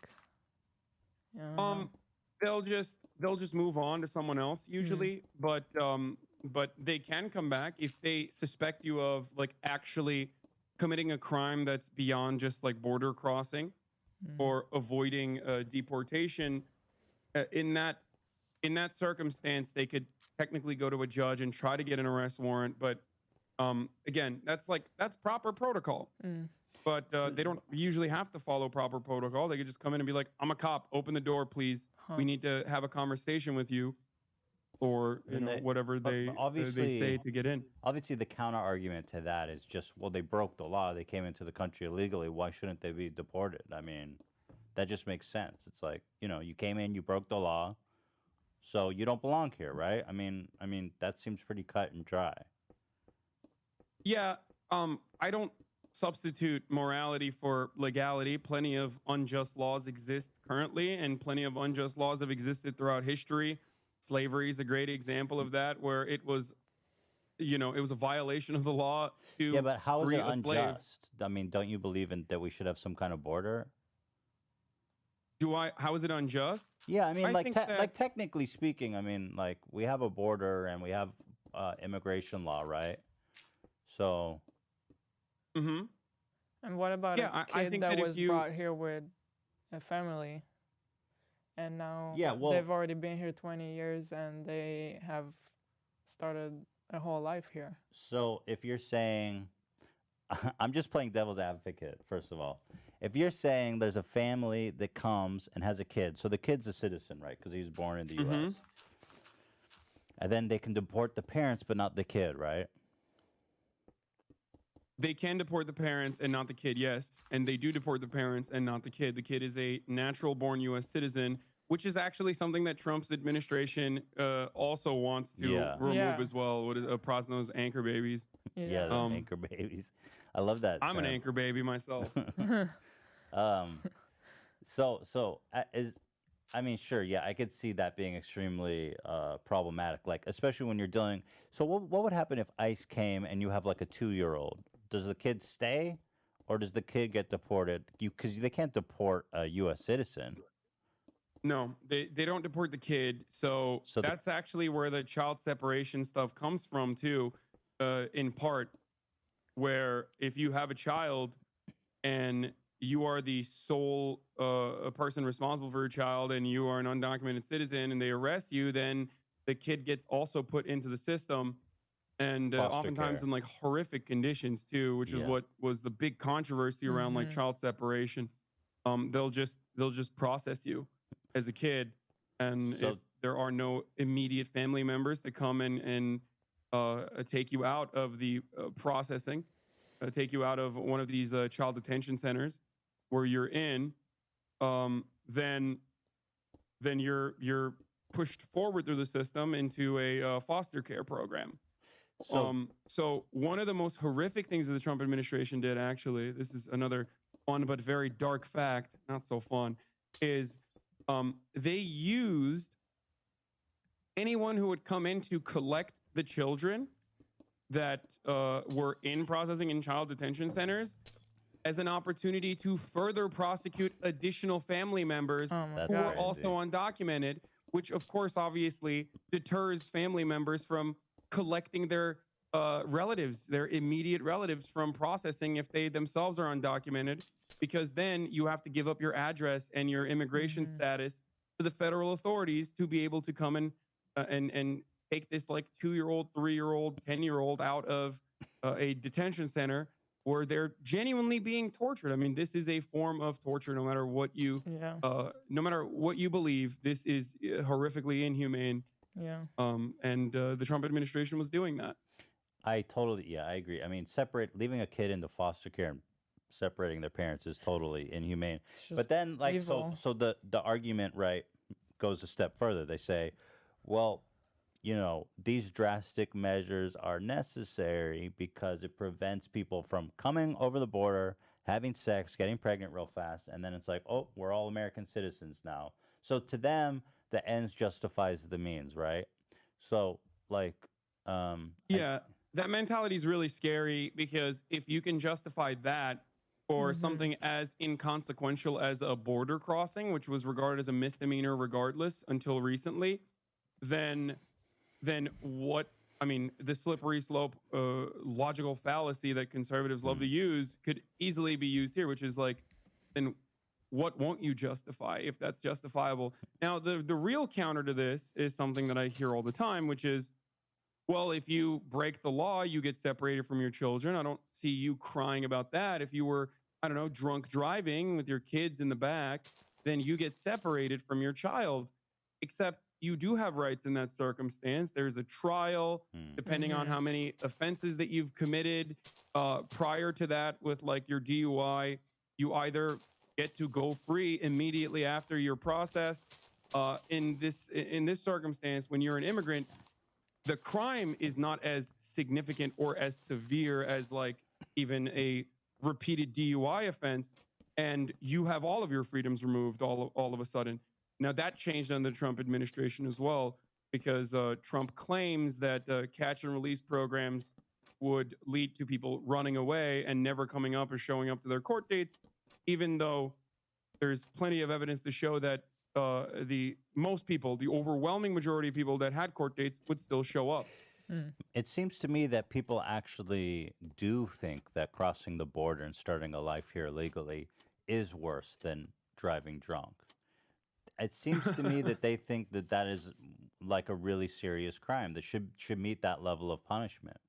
I think the whole crux of their argument is that, I guess in their mind, they think that there's just millions. So, like, I think what's happening is that they think there's millions and millions of immigrants coming, and it's not even on a small scale. It's like, yes, you've got a family member, you've got a kid, and all this, but that's like the small scale. That's the micro. On the macro level, they see it as a takeover, right? I think they really see it as like a immigrant takeover, and it's the. But you kind of like. I think the problem is that you're just kind of like a little bit racist when you have that point of view. But I don't think they see themselves that way. No, of course they don't. Of course they don't. No, but a racist will never admit the term racism is hard because, like, nobody ever sees themselves as a racist. Or I mean, very few people will just say like, yeah, I fucking hate Mexicans or whatever, No, they say, well, look, there's so many immigrants coming over here and starting families that it's changing the fabric and identity of America. And so to them, I think that's how they justify it. And so they do see this border crossing as this heinous crime. And the reason I'm drawing it all the way out, I just want to think it all the way through, is that it's just, how do you even address something, that kind of thinking? I mean, how do you even find a common ground when the object is, you know, white America. I mean, white. Can you say white America? I don't know if that's accurate because I'm trying to give them all the benefit. American civic nationalism is really unique in its properties. It's not like as black and white, even though white supremacy is a significant factor in American civic nationalism. It's not overtly white supremacist in the way that you would understand it. I mean, after all, you have people like Candace Owens, for example, who literally engage in white supremacist racial agitation, but she's a black woman, right? So how do you parse with that if your worldview revolves around black and white when it comes to these sorts of issues of racism? I guess they just see them as like savages and the kind of like classical otherism, right?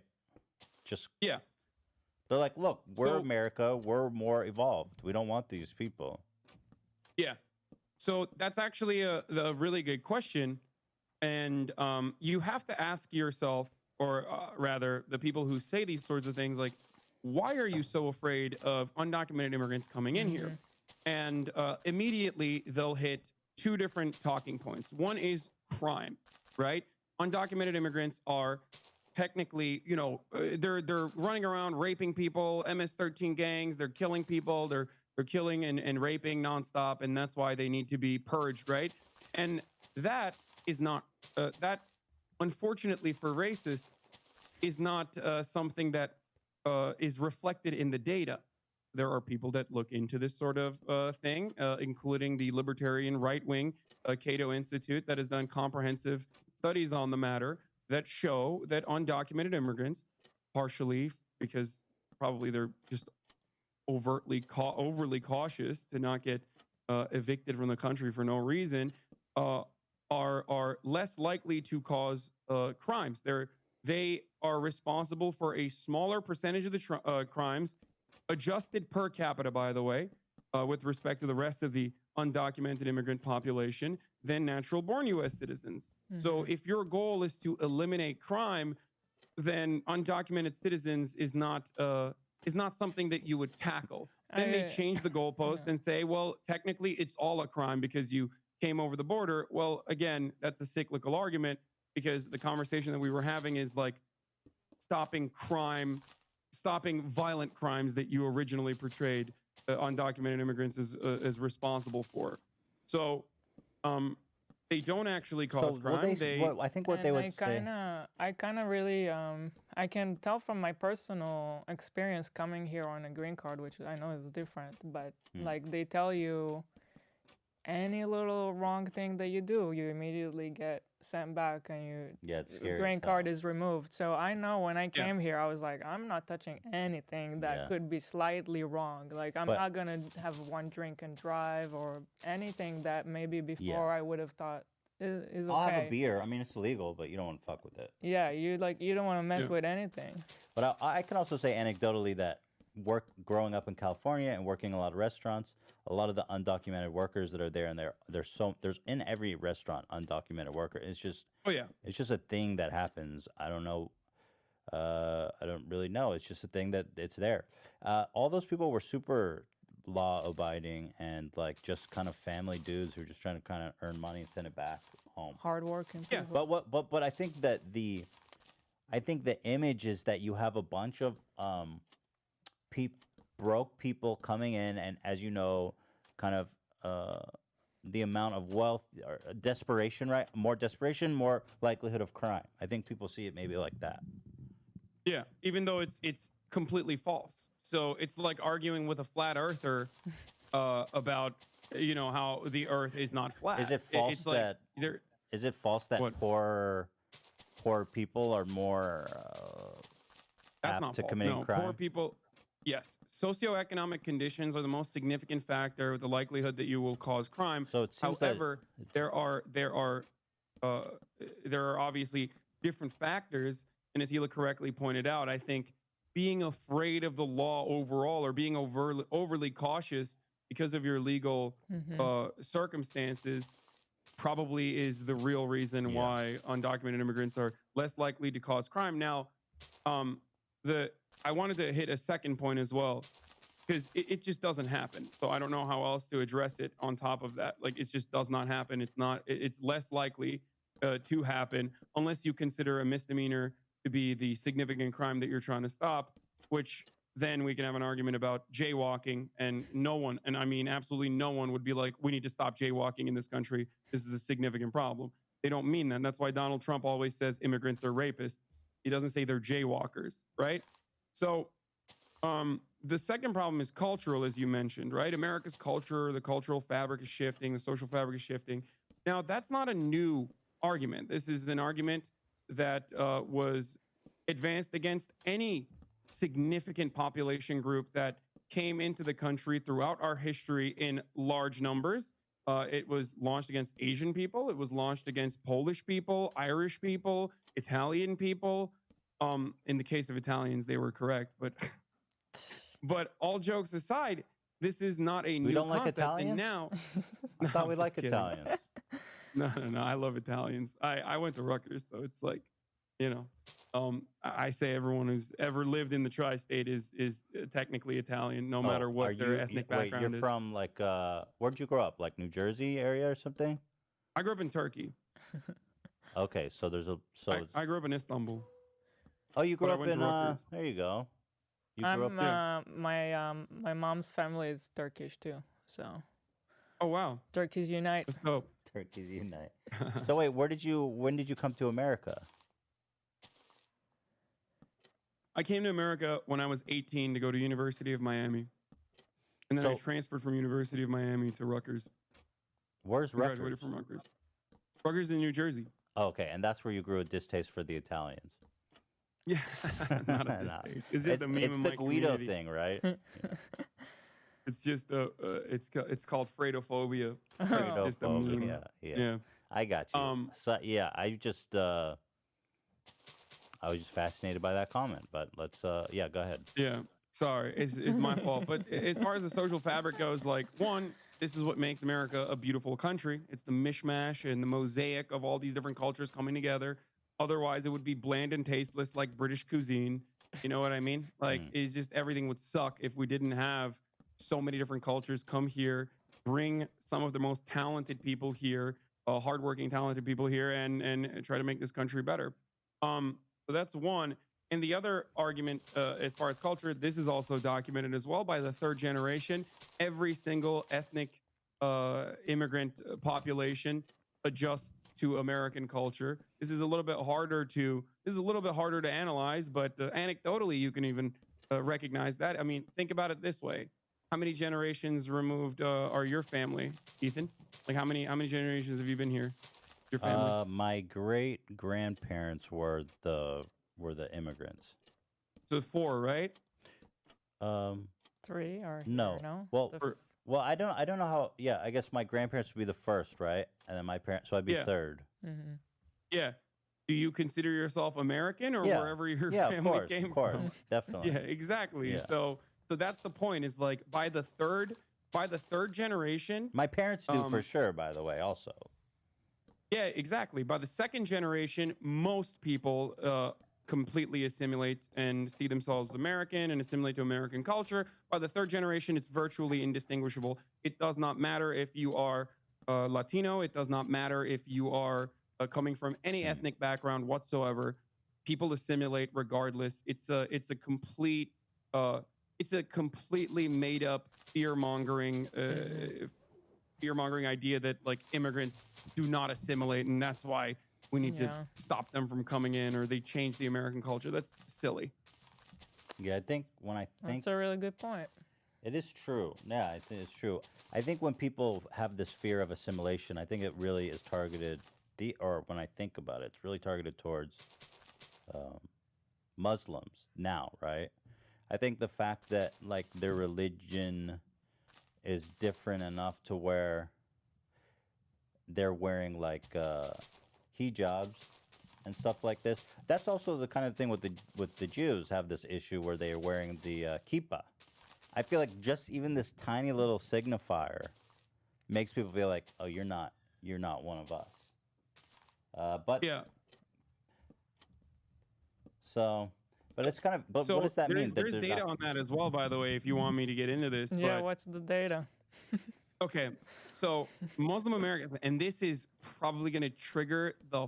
Can I Trigger curse? warning. Yeah, you can curse. Okay, he's going to trigger the fuck out of some people in your audience. I know for a fact. Okay, are you ready?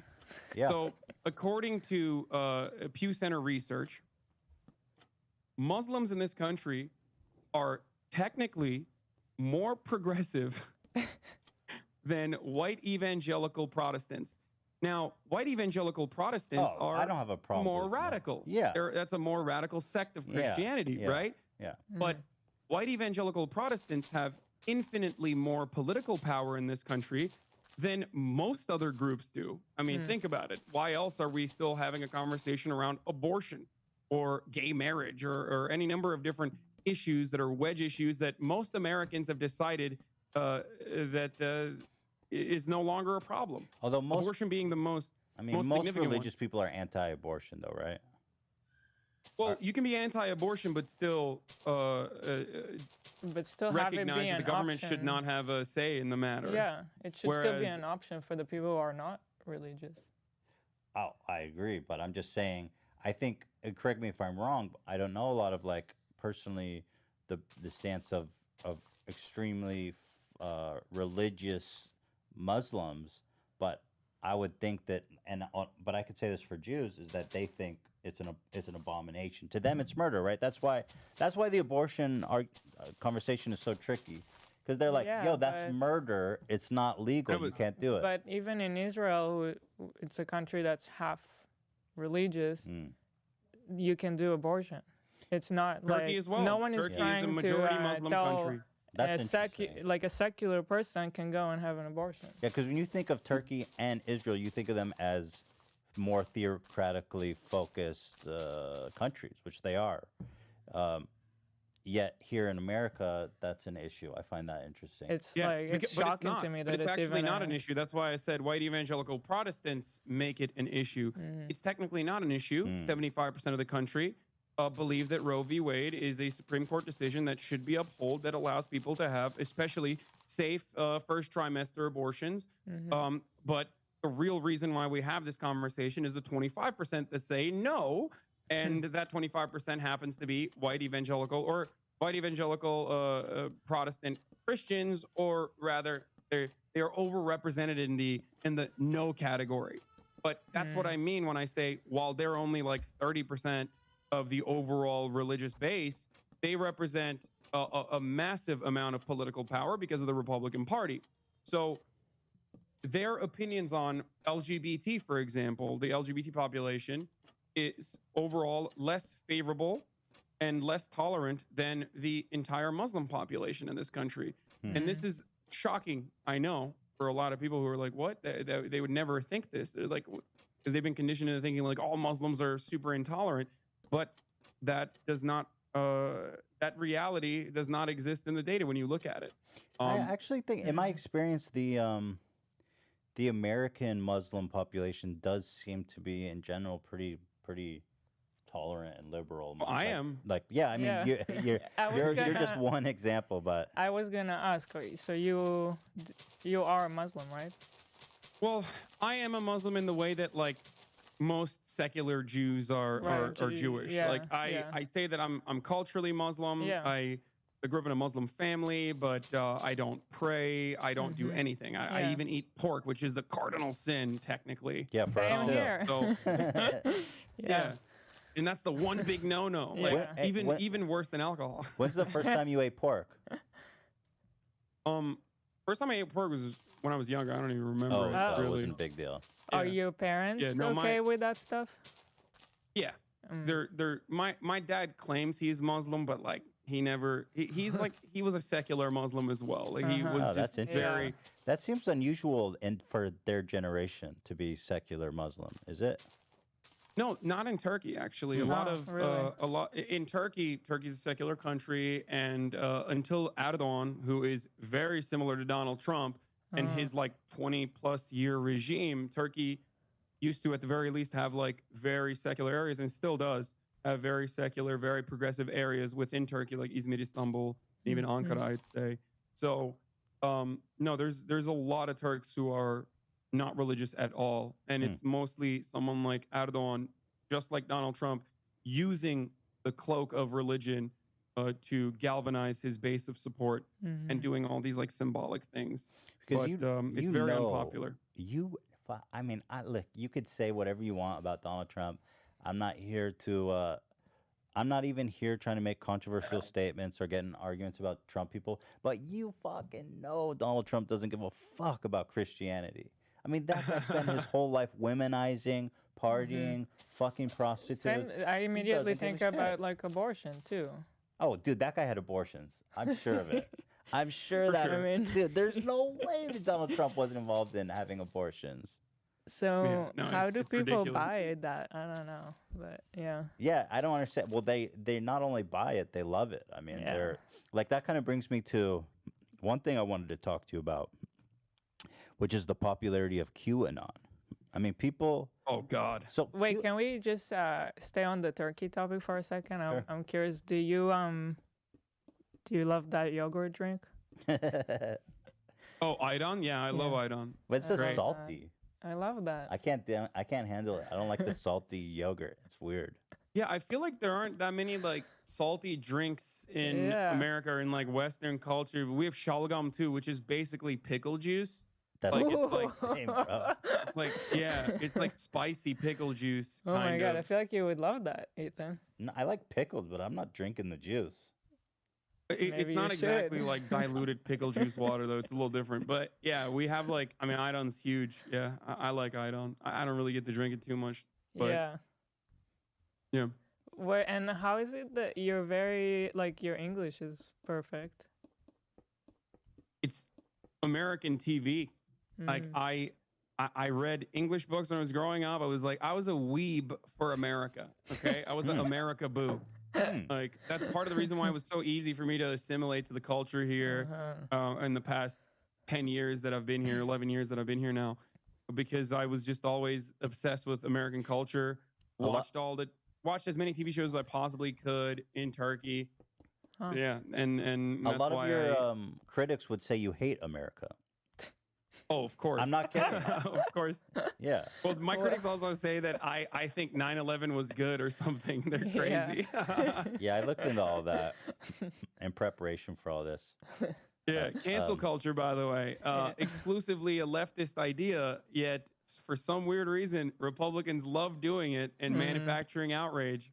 Yeah, there was weird. I don't know but Hassan basically was reacting to something, and he said jokingly that that America deserved. He said, "Fuck it, America deserved 9/11." Yeah. But then you went in to explain. By the way, did you? We clarified it literally immediately after. I was like, but I'm saying controversial. Exactly what we did. But did you know you were fucked though when you said that, because you said in a video game afterwards? No, because everyone was like, "Why did you say that? You're gonna get banned." So I was like, "What do you mean?" If you watch the entire video, I go, "Fuck it, dude, I'm saying it." Yeah. And then I'm like, "How is anything I'm saying controversial? We literally armed the same groups and caused destabilization in the region, and then we're shocked when the very same people that we armed, gave weapons to, gave training to, turned around and hit us back. Like, how is that in any way remotely controversial?" Right. I think that's a conversation that takes place all the time. I think it's just the way you said it. People were like, "Oh, here we go. We got this young Turk," and then you're associated with the Young Turks, who, by the way, Alex Jones calls the Young Turds, which I think is hilarious. Oh, I love Alex Jones. He apparently did a broadcast of that. I've got the video. I was hoping to watch it with you. Yeah, I'm so happy. Like, I was so happy. I love Alex Jones. I mean, it's very unfortunate that due to our completely destroyed public education system in this country, that like people take him seriously and then literally act on the psychotic things that he says, and that we can't all just appreciate him as like incredible content, because my God, incredible so funny. content. Well, here, let me like performance art. And it is. So, do you think that that's what it is? Do you think Alex Jones is a performer? Do you think that he believes that he drinks his Kool-Aid? I think he got lost in the sauce at at a certain point. I think originally he had some even decent takes. He was like anti-Bush, anti-police state. He was like an old school right-wing libertarian that was like actually anti-police and anti-surveillance state. And then he made too much money and got like lost in his own sauce pretty much, and I think now he just believes followed some of the shit. I think he just walked the path of most attention / success money. Yeah. I want to watch this. Dan, how should I do this? The Alex Jones has a whole segment about Hassan, which I thought it was so. What did you? Were you so stoked when you saw Alex did a segment on you? Yeah, That's gonna be a highlight. It's immediately after the thing happened, but at the time I wasn't paying attention to anything because I was getting an insane amount of death threats, like more death threats than I've ever gotten in my entire life. And I'm used to getting death threats in my line of work. Oh yeah, it was crazy. So how do they deliver the death threats to you? DMs, doxing, phone numbers, addresses. Like there's dox bins with all of my, there's dox bins out there with like personal information, just like whatever way that you could, whichever way they could reach you, they would. And how has it affected you in your real life? I think they're like when you get quote unquote canceled in that way because it was so public. It went all the way to Tucker Carlson, Laura Ingraham's show. Dan Crenshaw was on Laura Ingram's show, like crying about it. I saw that. Because it's like, dude, come on, you're a Purple Heart Navy SEAL. You're like literally like, I'm not triggered, but he seems so triggered. Like, dude, you're literally on the Laura Ingraham show. Come on, you're an adult. Well, they were like to a fucking Twitch broadcast. Well, because I watched all that in prep, and he went on the Laura Ingraham show, and they were kind of being like, this guy's triggered. That's the definition of triggered. But like, I mean, it's just so, because the right, you always hear people saying, let's just sit down and have a real conversation. The left just wants to scream and get triggered and all this. But like, really, I do think that, first of all, you can't honestly watch that and not acknowledge that you were making a joke. Yeah. You're being hyperbolic. You're making a joke. I was being hyperbolic. Yeah. But you are and I didn't mean like the people deserve to die. Obviously. No, that was so clear. That was I'm obvious. sorry, but like that was just so clear. And then, but then immediately afterwards, you explain what you meant. And so, if people want to have I think it would be way more interesting to actually just engage with that argument. But to them, you were just the perfect boogeyman. It's the perfect soundbite they needed. Yeah. It was wild, Muslim man. socialist, Young Turks commentator, like, pretty boy, look at him. He's saying he hates America and he's admitting it. Like, we got him. Yeah, exactly. But so you were getting death threats. What was it like proceeding that? I mean, did you kind of disappear from the internet or just keep business as usual? Well, was that was so much shit. You were like in the middle of the biggest shit ever. I don't think you can catch more shit. Yeah, no, the only way that it could have gotten worse is because they put it on Fox and Friends too, and I know Donald Trump watches Fox and Friends, so I was like, oh no, he's gonna tweet about this, and I was literally like, if he tweets about this, I'm dead. Like someone will actually kill me. Oh my God. If he doesn't tweet about it, then we're good. And luckily, holy shit, it got to Fox and Friends and it stopped there. And then for weeks and months on end, I was still like, I still get shit for it all the time. It still gets brought up in any conversation that I have with like Fox News commentators or pundits or whatever, whenever I go on TV. But it doesn't really matter overall. Like, and I was suspended from Twitch. All of those same free speech defenders who always are like, wait a minute, let's not deplatform this Nazi. He has some good ideas. Let's listen to what he has to say. Like people like David Duke and Richard Spencer. I'm not even talking about like, people at the edges of being a Nazi. The people who defend all of those guys were up in arms about trying to get me deplatformed very quick. Like they were.